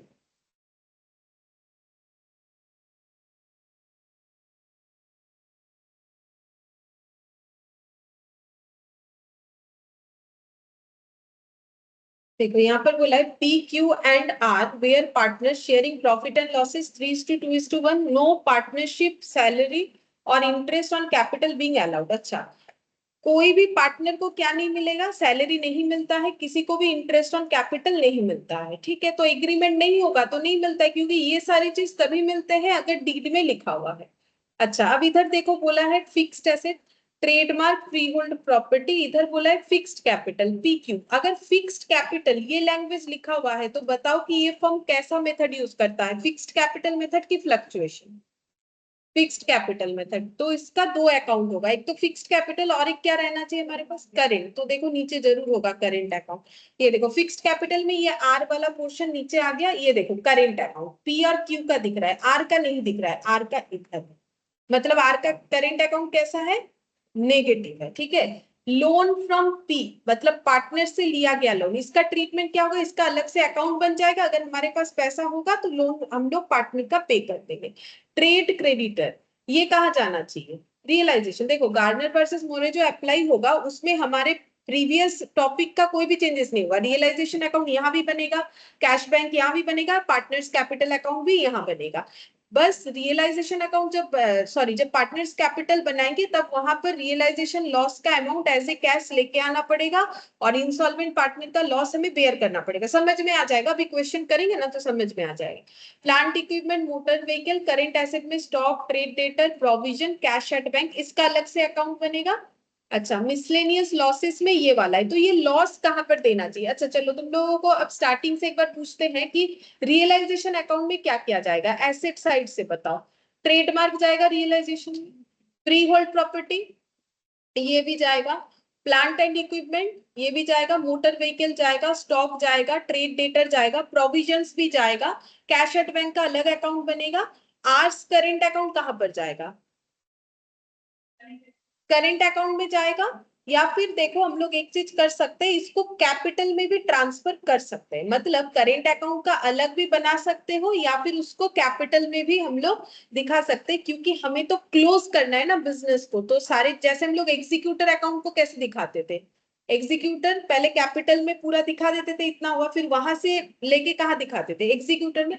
तो यहाँ पर भी क्योंकि बंद करना है ना, तो हम लोग करेंट अकाउंट को क्या कर सकते हैं, सेपरेटली भी दिखा सकते हैं, या फिर करेंट अकाउंट का बैलेंस कहाँ ट्रांसफर कर सकते हैं, पार्टनर्स कैपिटल में। और पीएल कहाँ दिखाएंगे, जैसे general reserve belong to partner, तो प्रॉफिट हो या लॉस हो ये किसको बिलोंग करे, तो ये भी पार्टनर लोगों में डिस्ट्रीब्यूट हो जाएगा। ठीक है, तो अब ये डिस्ट्रीब्यूट नॉर्मली करेंट अकाउंट में जाना चाहिए क्योंकि इनका फ्लक्चुएशन मेथड यूज हो रहा है। ठीक है, लेकिन अगर हम लोग करेंट अकाउंट को ही कैपिटल में दिखाने वाले तो इसको भी हम लोग कहाँ दिखा देंगे, कैपिटल में दिखा सकते। अच्छा, लोन फ्रॉम पी ये अलग अकाउंट बनेगा। और ट्रेड क्रेडिटर कहाँ जाएगा, रियलाइजेशन में। करेंट अकाउंट कहाँ जाएगा, या तो सेपरेट बना लेंगे या फिर करेंट अकाउंट को कैपिटल में ट्रांसफर कर देंगे। नॉर्मली रियलाइजेशन में हमें कहाँ ट्रांसफर करना पड़ेगा, करेंट अकाउंट को कैपिटल में ही ट्रांसफर करना पड़ेगा, हम नोट लिखवा देंगे। फिर यहाँ पर बोला है 1 जुलाई को द पार्टनरशिप डिसॉल्व हुआ, motor vehicle taken over by Q at a book value of 500 but no cash passed specifically in respect of this transaction. Motor vehicle Q ने ले लिया है 500 रुपए का, but no cash passed specifically in respect of this transaction, मतलब पैसा नहीं दिया है। अच्छा, ये बता रहा है कितने में टेक ओवर किया है बट पैसा नहीं दिया है, तो एंट्री वो कैसे होगा फिर, Q2 रियलाइजेशन। फिर सेल ऑफ अदर एसेट बता दिया, ट्रेडमार्क जो है वो 0 वैल्यू में गया, ये सब इतने इतने इतने इतने वैल्यूज मिले। ट्रेड क्रेडिटर को इतना पे हुआ in full settlement of their debt, तो ट्रेड क्रेडिटर जितना भी था इतना पे कर दी, हो गया। तो इसका सिंपल एंट्री होगा, क्या होगा, realisation to bank. The cost of dissolution 1500, ये कौन पे किया, ऐसा नहीं बोला है तो फिर बिजनेस से ही पे हुआ है, तो realisation to bank. Loan from P was repaid, ये देखो पी का जो लोन था ना अभी दिख रहा था ना बैलेंस शीट में, वो बोल रहे रीपे हुआ है, मतलब इन लोगों के पास जरूर पैसा होगा उतना कि रीपे हो जाएगा ये वाला। ठीक है, लोन फ्रॉम पी रीपेड। फिर बोला है P and Q were both fully solvent and able to bring in any cash required, but R was forced into bankruptcy and was only able to bring 1/3 of the amount due। तो इनमें से insolvent कौन हो चुका है, are, लेकिन पूरा insolvent नहीं हुआ है, वो कम से कम कितना ला सकता है, जो भी उसका मतलब पेबल अमाउंट है उसका कितना लेके आ सकता है, 1/3 लेके आ सकता है। लेकिन हुआ तो इंसॉल्वेंसी, तो इस पे क्या अप्लाई होगा, गार्डनर वर्सेस मोरे का रूल से अप्लाई होगा। क्वेश्चन हमें नहीं बोलेगा कि गार्डनर वर्सेस मोरे अप्लाई करो, लेकिन जब भी इंसॉल्वेंसी दिखेगा तभी हमें क्या करना है, गार्डनर वर्सेस मोरे अप्लाई करना है। क्या क्या अकाउंट बनाना है बता दिया, cash bank, realisation, partners fixed capital account, after transferring current account balance. देखो बता ही दिया है क्या करना है, करेंट अकाउंट के बैलेंस को हमें कहां पर ट्रांसफर करना है, फिक्स्ड कैपिटल मेथड में। तो ये हम लास्ट में आज नोट लिखवा देंगे, रियलाइजेशन जब हम लोग डिसोल्यूशन करते हैं तो करेंट अकाउंट कैपिटल में ट्रांसफर करना जरूरी होता है। ठीक है, तो लिखो इलास्ट्रेशन 2। अच्छा, सबसे पहले रियलाइजेशन बनाने से ही बेटर होता है, यहाँ पर सीक्वेंस में सबसे पहले बोल रखा है कैश एंड बैंक। ठीक है, चलो ये लिख देते हैं कैश एंड बैंक, अगर बना लियो रियलाइजेशन कोई बात नहीं।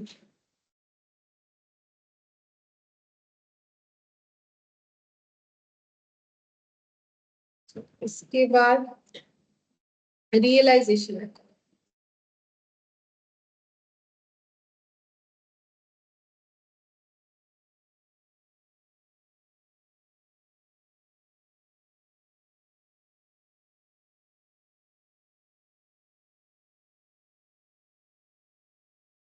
और पार्टनर्स कैपिटल है, partners capital account.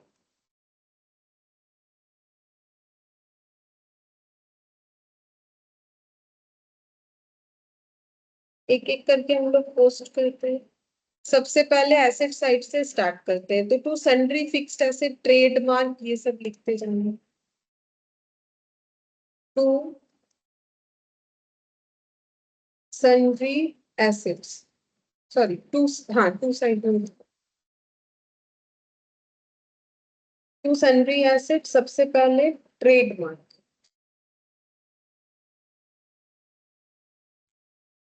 40,000। Freehold property 8,000।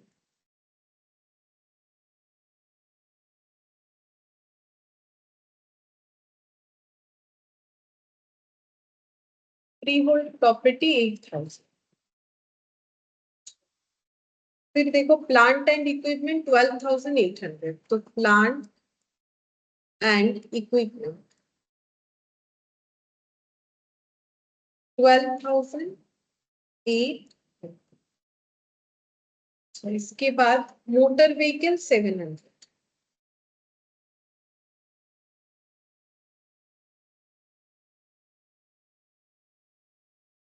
फिर स्टॉक 3,900, डेटर 2,000। Stock 3,900, debtor 2,000। इसके बाद प्रोविजंस है तो उधर चला जाएगा, बाई सन्ड्री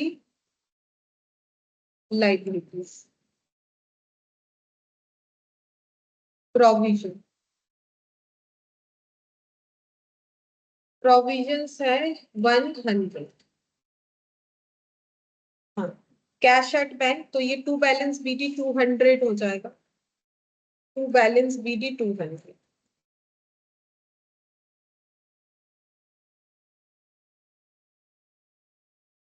इसके बाद miscellaneous losses R's current account, ठीक है, तो ये हम लोग करेंट अकाउंट जो है वो कैपिटल में ही ट्रांसफर करेंगे, ठीक है। तो यहाँ पर पार्टनर लोग का नाम लिखते, मैंने लिखा नहीं है, नाम है PQR, PQ और R, PQ और R, ठीक है। तो करेंट अकाउंट का नेगेटिव बैलेंस है, किसका है, ये वाला आर का है, तो किधर लिखना पड़ेगा, टू साइड में, ठीक है। तो हम यहाँ पर लिखते हैं टू, क्या लिखेंगे, टू करेंट अकाउंट बोल के लिखो, क्योंकि करेंट अकाउंट बोल के लिखेंगे, ठीक है, क्योंकि बैलेंस बीडी नहीं लिख सकते, कैपिटल अकाउंट है ना, तो टू करेंट अकाउंट बोल के लिखेंगे, क्योंकि उसको क्लोज कर रहे हैं ना, इधर है तो करेंट अकाउंट का क्या बैलेंस दिख रहा है, डेबिट, तो क्लोज करेंगे तो कैसे करेंगे, क्रेडिट करके। आर के कॉलम में लिखना है हम लोग को 4। फिर बोला है लॉसेस, लॉसेस किसको जाएगा, पार्टनर को, तो इधर लिखो टू प्रॉफिट एंड लॉस, ठीक है। ये करेंट अकाउंट में जाना चाहिए, जब करेंट अकाउंट इधर ट्रांसफर हो रहा है तो इसको भी हम लोग इधर ट्रांसफर कर सकते हैं। 12,000, और ये कैसे डिस्ट्रीब्यूट होगा, 3:2:1। 12,000 को डिस्ट्रीब्यूट करो, 6,000, 4,000, 2,000, 6,000, 4,000, 2,000, ठीक है। अब नेक्स्ट देखते हैं, यहाँ पे इधर वाला कंप्लीट कर लिया हम लोगों ने, अब इधर चलते हैं। देखो कैपिटल है तो बाई बैलेंस बीडी 20,000, 20,000, 20,000, 20,000। पी और क्यू का, आर का भी है, कैपिटल आर का भी जो है वो पॉजिटिव ही है, ये देखो 10,000, ठीक है, आर का नीचे था 10,000, ये कैपिटल है इसलिए बाई बैलेंस बीडी लिखा। अच्छा, अब करेंट अकाउंट को ट्रांसफर करेंगे, ये करेंट अकाउंट कैसा बैलेंस है, क्रेडिट, इसको क्लोज करेंगे तो इसको क्या करेंगे, डेबिट, तो बाई करेंट अकाउंट लिखना है 500 और 9,000, पी और क्यू में, बाई करेंट अकाउंट 500 और 9,000, ठीक है। अच्छा, लोन फ्रॉम पी, अब ये लोन तो बोल रहे हैं पे ऑफ हो जाएगा, हमें कंफर्म कर दिया है, तो कहाँ लिखेंगे, कैश में लिख देंगे, ठीक है, क्योंकि कंफर्म कर दिया ना पे हो जाएगा, तो क्या लिखेंगे, बाई, हाँ, बाई पीज लोन, क्योंकि क्वेश्चन बोला था नीचे कि पे हो जाएगा, तो फिर लिख देते हैं। अकाउंट नहीं भी बनाएंगे तो भी चलेगा, देखने का जरूरत नहीं है, बोला है पे हो जाएगा। अच्छा, उसके बाद ट्रेड क्रेडिटर, ये कहाँ जाएगा? 12,000 फॉर रियलाइजेशन, ठीक है। Trade creditor 12,400। अब यहाँ पर बाकी नीचे का इंफॉर्मेशन देखना है। 1 जुलाई में पार्टनरशिप डिसॉल्व हुआ, मोटर व्हीकल क्यू ने ले लिया है 500 पे। तो बोलो क्यू अगर मोटर व्हीकल 500 पे टेक ओवर कर रहा है तो क्यू टू रियलाइजेशन, तो बाई क्या हो जाएगा? क्यूज कैपिटल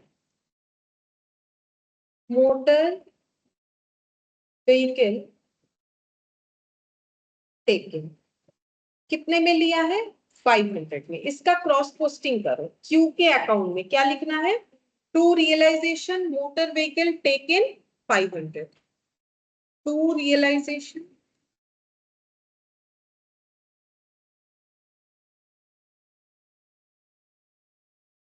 मोटर व्हीकल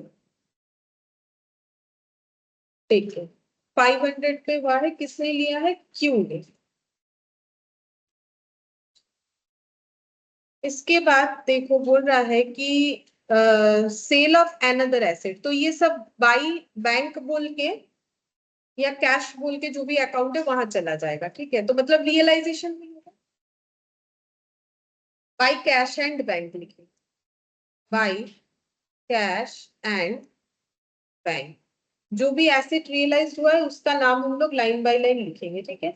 अच्छा, ट्रेडमार्क जीरो, ट्रेडमार्क जो है उसमें कुछ वैल्यू नहीं रियलाइज हुआ, तो ये ऐसे लिखते हैं, नहीं भी लिखोगे तो भी चलेगा। Free hold property 7,000, free hold property 7,000। फिर इसके बाद plant equipment 5,000, plant and equipment 5,000।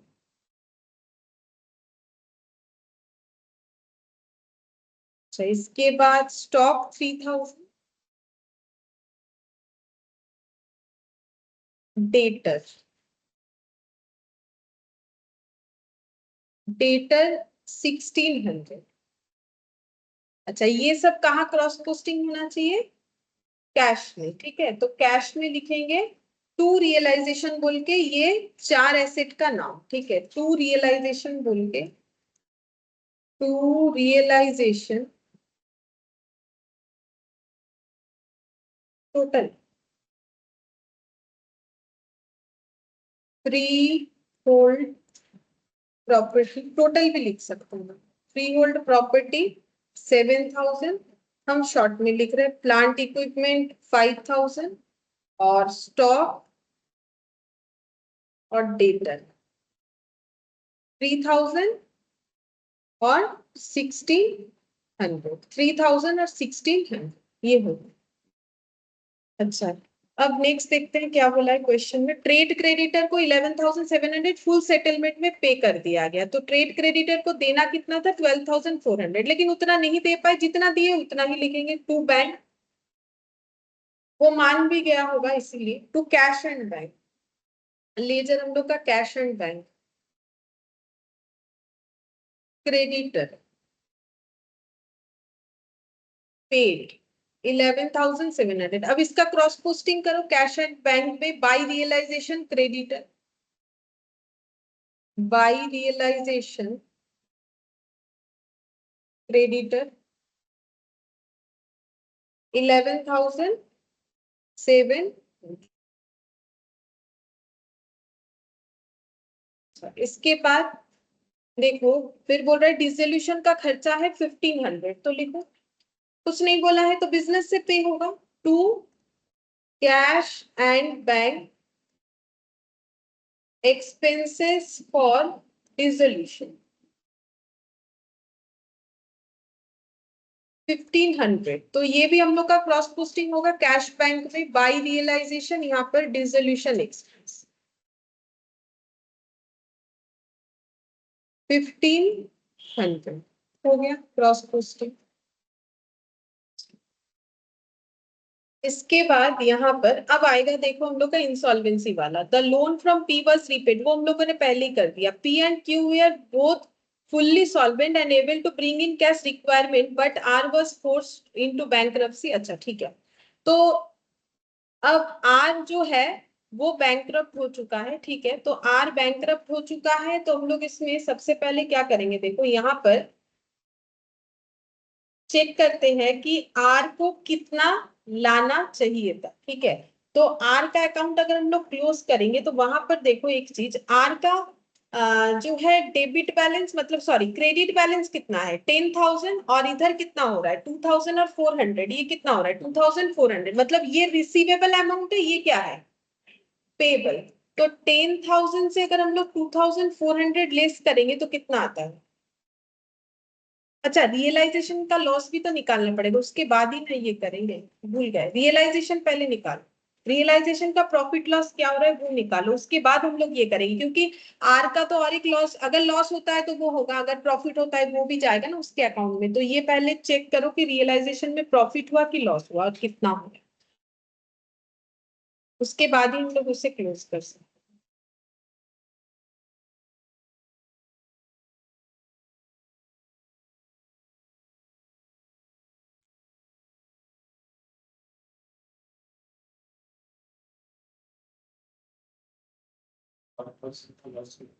51,000 का लॉस हो गया, और टोटल कितना आ रहा है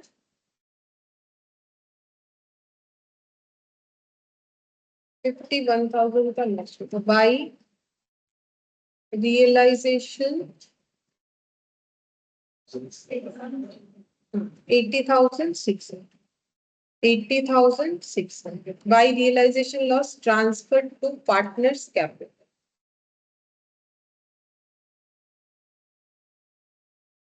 P, Q और R, तो रेशियो था, रेशियो था 3:1, ठीक है, 3, 2 और 1, तो 3/6, 2/6 और 1/6, तो कितना आ रहा है 25,500, 8,500। अब ये लॉस भी तो ट्रांसफर होगा ना, हम लोग पहले मतलब हम पहले करवा रहे थे तो उसमें गलत ही हो जाएगा और एक एडजस्टमेंट बाकी रह गया ना, तो रियलाइजेशन लॉस जो है वो ट्रांसफर करो, कैसे करेंगे, टू रियलाइजेशन लॉस,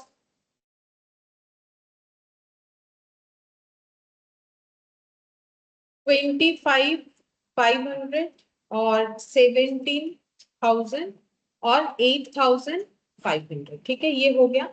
अब हम लोग चेक करेंगे कि आर का कितना लॉस हो रहा है, क्योंकि आर का लॉस होगा, देखो आर को बिजनेस से कितना मिलेगा 10,000, लेकिन उसको कितना पे करना है, इधर हो गया 10,900, ठीक है, 10,900 मतलब 900 आर को लेके आना है, लेकिन वो हो गया इंसॉल्वेंट, लेकिन वो एक चीज बोल रहा है हम 1/3 दे सकते हैं जो भी मेरा पेबल होगा, तो वो कितना होता है 1/3 का 300, तो ये अमाउंट वो ला सकता है, तो 300 ला सकता है। चलो इसका वर्किंग नोट दिखा देते, नहीं तो बाद में तो याद नहीं रहेगा ना कैसे करके करना है। तो वर्किंग नोट नंबर 1, तो लिखो आर्स क्रेडिट बैलेंस कितना है और आर्स डेबिट बैलेंस कितना है, सबको ऐड करके लिख दो तब याद रहे। आर का क्रेडिट बैलेंस कितना है, सिर्फ इतना 10,000,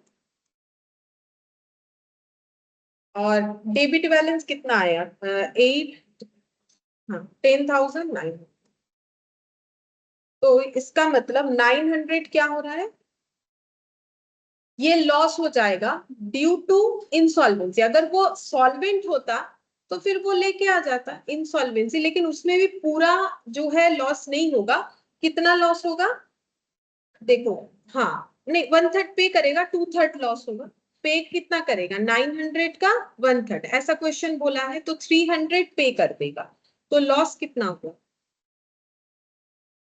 900, 300, 600, ठीक है।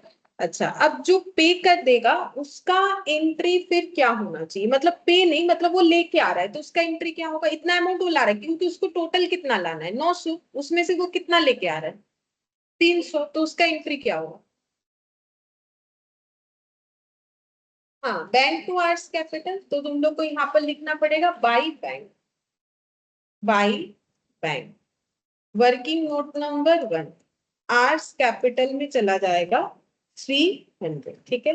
अब जो लॉस होगा वो किसको बेयर करना पड़ेगा, अभी थोड़ी देर पहले हम लोगों ने लिखा है सॉल्वेंट पार्टनर, ये दोनों ही सॉल्वेंट है, क्वेश्चन में इनकी इंसॉल्वेंसी के बारे में कुछ नहीं बोला है। अब यहाँ पर हम लोग कौन सा मेथड यूज कर रहे हैं, क्वेश्चन में फिक्स्ड कैपिटल मेथड का क्वेश्चन है कि फ्लक्चुएशन फिक्स्ड। अगर फिक्स्ड है तो कौन सा रेशियो लेना है, अभी लिखवाया था देखो। अगर फिक्स्ड है तो हमें कैपिटल रेशियो क्या लेना है, amount of the fixed capital. तो फिक्स्ड कैपिटल का अमाउंट कितना है, ये वाला 2020। तो इस रेशियो में वो लॉस जो है ये लोग बेयर करेंगे, मतलब ये जो लॉस है ये capital ratio that is 20,000 is to 20,000, मतलब 1:1 में P और क्या नाम है उसका Q, ठीक है, ये दोनों बेयर करेंगे, मतलब 600 का आधा और 600 का आधा,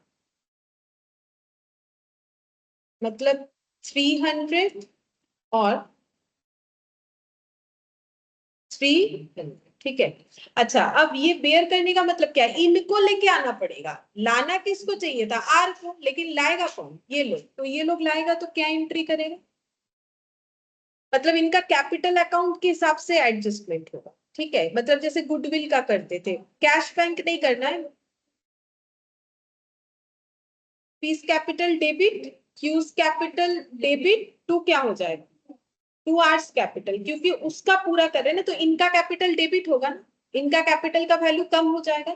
तो पी क्यू ये दोनों क्या हो जाएगा, डेबिट, और टू क्या हो जाएगा, इनका ये एडजस्टमेंट इस तरीके से होगा। तो ये 300, ये 300 और ये कितना होगा 600। तो इसका पोस्टिंग करेंगे तो क्या लिखेंगे, बाई पी बाई क्यू और to R capital account, by P's capital by Q's capital. तो यहाँ पर अमाउंट हम लोग का किसके कॉलम में जाएगा, आर के कॉलम, और यहाँ पर हो जाएगा टू आर्स कैपिटल बोल के, पी में 300 और क्यू में भी 300, ठीक है। अच्छा, अब एक चीज और भी लिखवाया था कि ये जो सॉल्वेंट है इसको सॉल्वेंसी प्रूफ करने के लिए इन लोगों को क्या लाना पड़ेगा, क्या लिखवाया था देखो, सॉल्वेंसी प्रूफ करने के लिए bring the share of realisation loss, realisation loss का शेयर लाना पड़ेगा सॉल्वेंट पार्टनर को। तो रियलाइजेशन का लॉस का हिस्सा सॉल्वेंट पार्टनर का कितना है, 25,500 और 17,000 कैश में लाना पड़ेगा। तो क्या लिखेंगे, by bank, cash and bank जो भी लेजर है हम लोग का, तो कितना लिखेंगे 25,500, देख देख के लिखना है 25,500, और इसका कितना हो जाएगा 17,000, बिकॉज गार्नर वर्सेस मोरे हमें इस तरीके का रूल्स फॉलो करने के लिए बोल रहा है। बस हो गया, अब हम लोग को इसको क्या करना है, टोटल कर लेना है और देखना है कितना बैलेंस आ रहा है। लेकिन इसके पहले हम लोग क्या दो क्रॉस पोस्टिंग कर दे, ये वाला कैश अकाउंट में और ये वाला बैंक वाला, ये नहीं किया ना, ये क्रॉस पोस्टिंग कर देते हैं। यहाँ पर क्या हो जाएगा, टू क्यूज कैपिटल होगा, ओ टू आर्स कैपिटल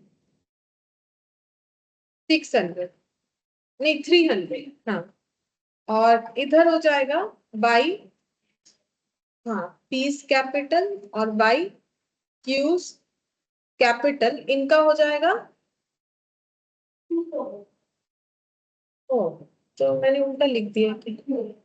अच्छा, to P's capital account debit Q's bank है, bank to P's capital to Q's capital, to P's capital to Q's capital,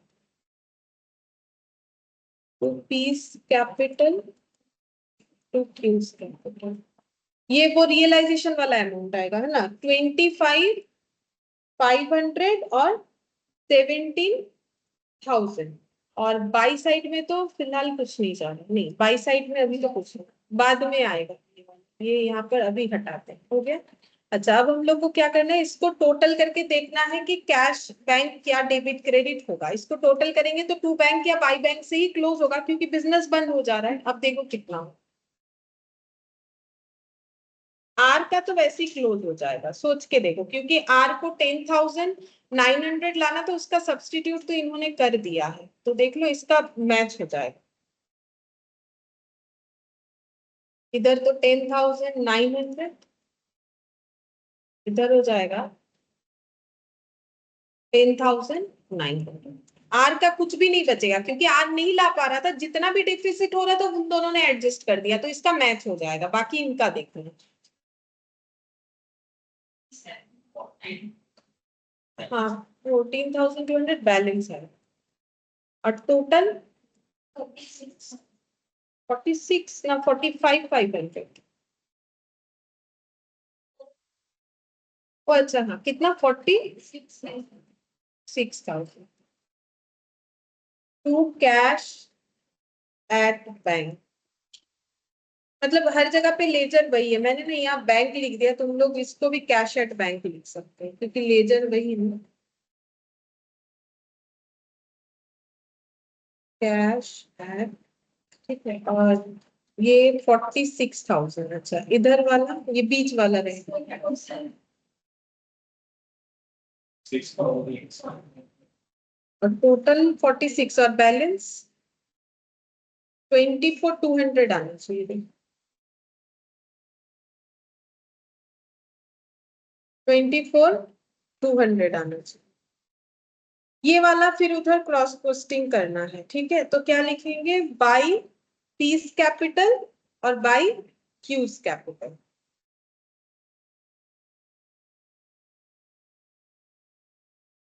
by Q's capital 14,200 और 24,200।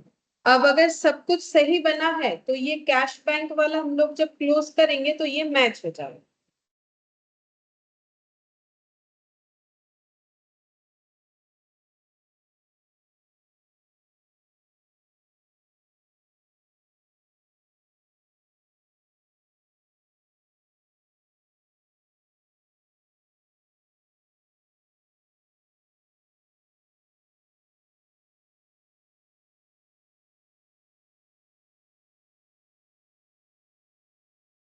$59,600 दोनों साइड ही आ रहा है, तो 59,600 ये लिखना चाहिए।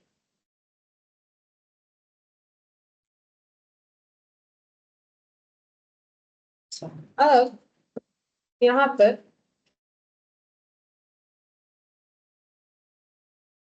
क्वेश्चन और नहीं करेंगे, एक थ्योरी जो है वो लिखना पड़ेगा अगर आ जाए तो।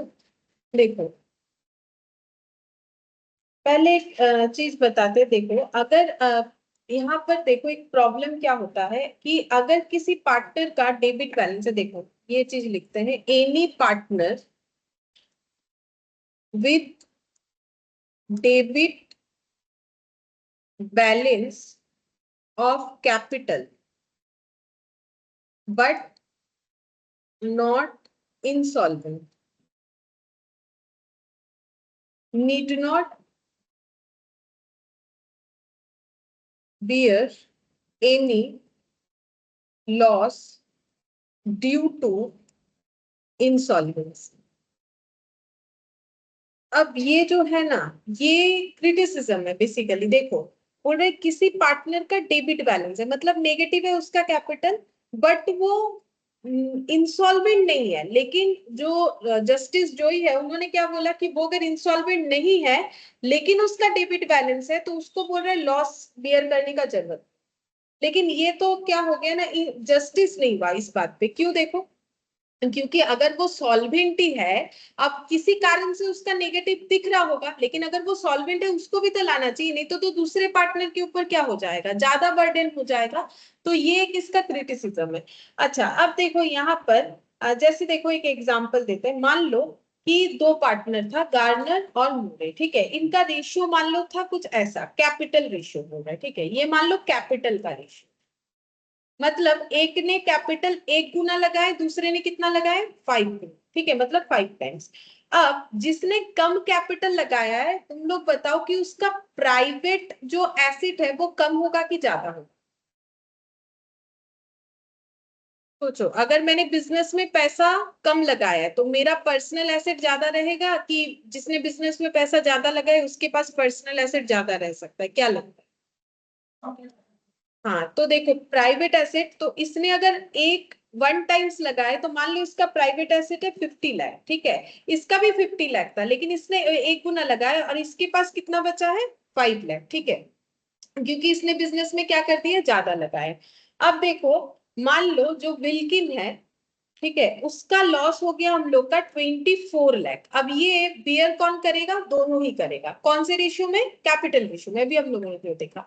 तो बोलो गार्डनर को कितना लाना पड़ेगा, कितना, और इसको कितना लाना पड़ेगा, तो कितना हो रहा है। अब देखो कितना इनजस्टिस है, इसका लॉस कितना हुआ सिर्फ 4 लाख, इसको कितना लाना पड़ेगा 20 लाख, लेकिन ये बेचारा तो बिजनेस में भी पैसा ज्यादा डाल रखा था, फिर भी क्योंकि ज्यादा डाला था उसका कैपिटल रेशियो क्या हो गया था, ज्यादा हो गया। अब जैसे ही लॉस डिवाइड होने गया तो इसका और भी ज्यादा नुकसान हो गया, ठीक है।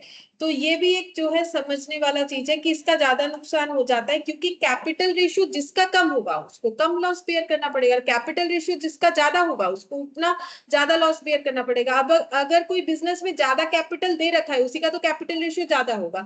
अब उसने अगर ज्यादा दे रखा है तो उसका प्राइवेट एसेट जो है ऑटोमेटिकली क्या होगा, रिड्यूस्ड होगा बाकी लोगों से, फिर भी उसको ये अमाउंट लेके आना पड़ेगा, ठीक है। अच्छा, यहाँ पर नेक्स्ट, ये तो जस्ट समझाने के लिए एक पॉइंट है, ठीक है। अब यहाँ पर लिखो कि loss arising due to insolvency of partner of a partner must be distinguished from an ordinary loss, including realization loss.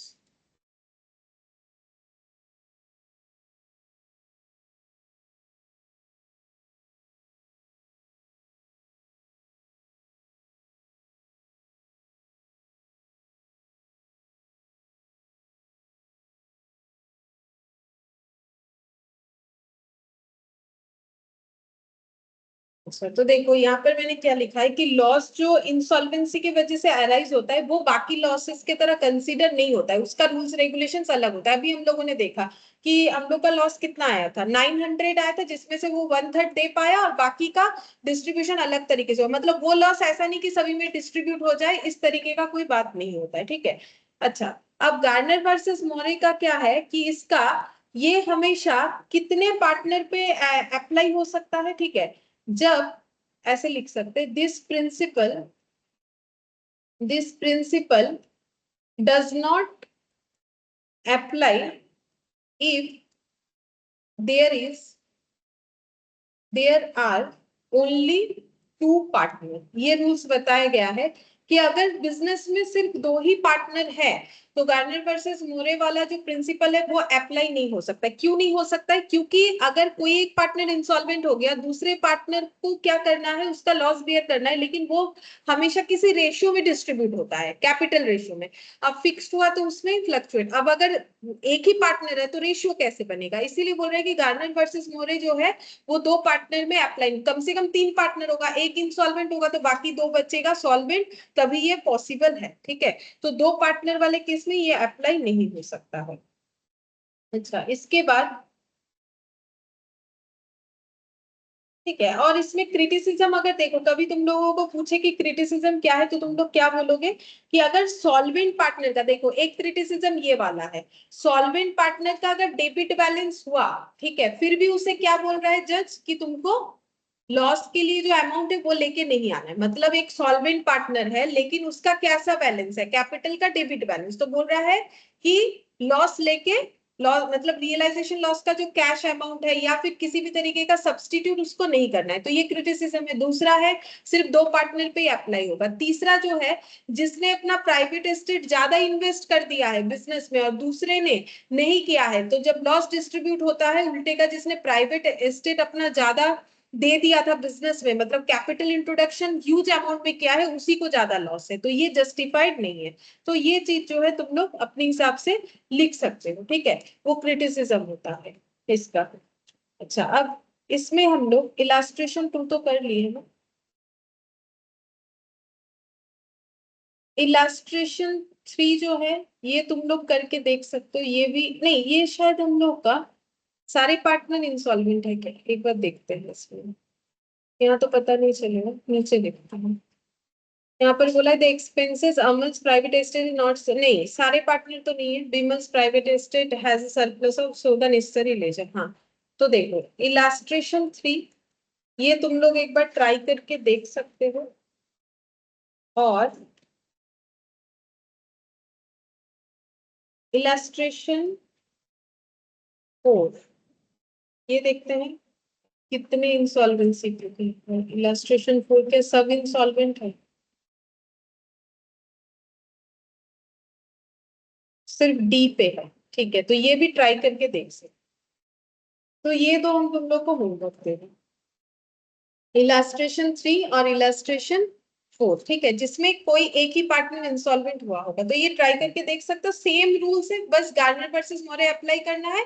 दो चीज ध्यान में रखना है, रियलाइजेशन लॉस का अमाउंट जो है सॉल्वेंट पार्टनर लेके आएगा, और दूसरा क्या होगा, जो भी लॉस होगा वो पार्टनर कैपिटल रेशियो में डिस्ट्रीब्यूट करेंगे। लेकिन कैपिटल रेशियो कैसा बनेगा, अगर फिक्स्ड कैपिटल मेथड है तब तो आसान हो गया, फिक्स्ड अमाउंट ऑफ कैपिटल का लेना है। लेकिन अगर फ्लक्चुएशन मेथड हुआ तो उसमें तुम लोग को क्या करना पड़ेगा, ये एडजस्टमेंट। और ये एडजस्टमेंट कहाँ मिलेगा, अलग से करने का ही जरूरत नहीं है, ये कहाँ मिल जाएगा, कैपिटल अकाउंट जब बनाओगे वहीं पर मिल जाएगा, वहीं पर टोटल करके तुम लोग उसका रेशियो निकाल सकते। ठीक है, ठीक है, ट्राई करके देखो, होगा तो ठीक है, नहीं तो हम कर लेंगे। ठीक है, फिर आज इतना ही कर।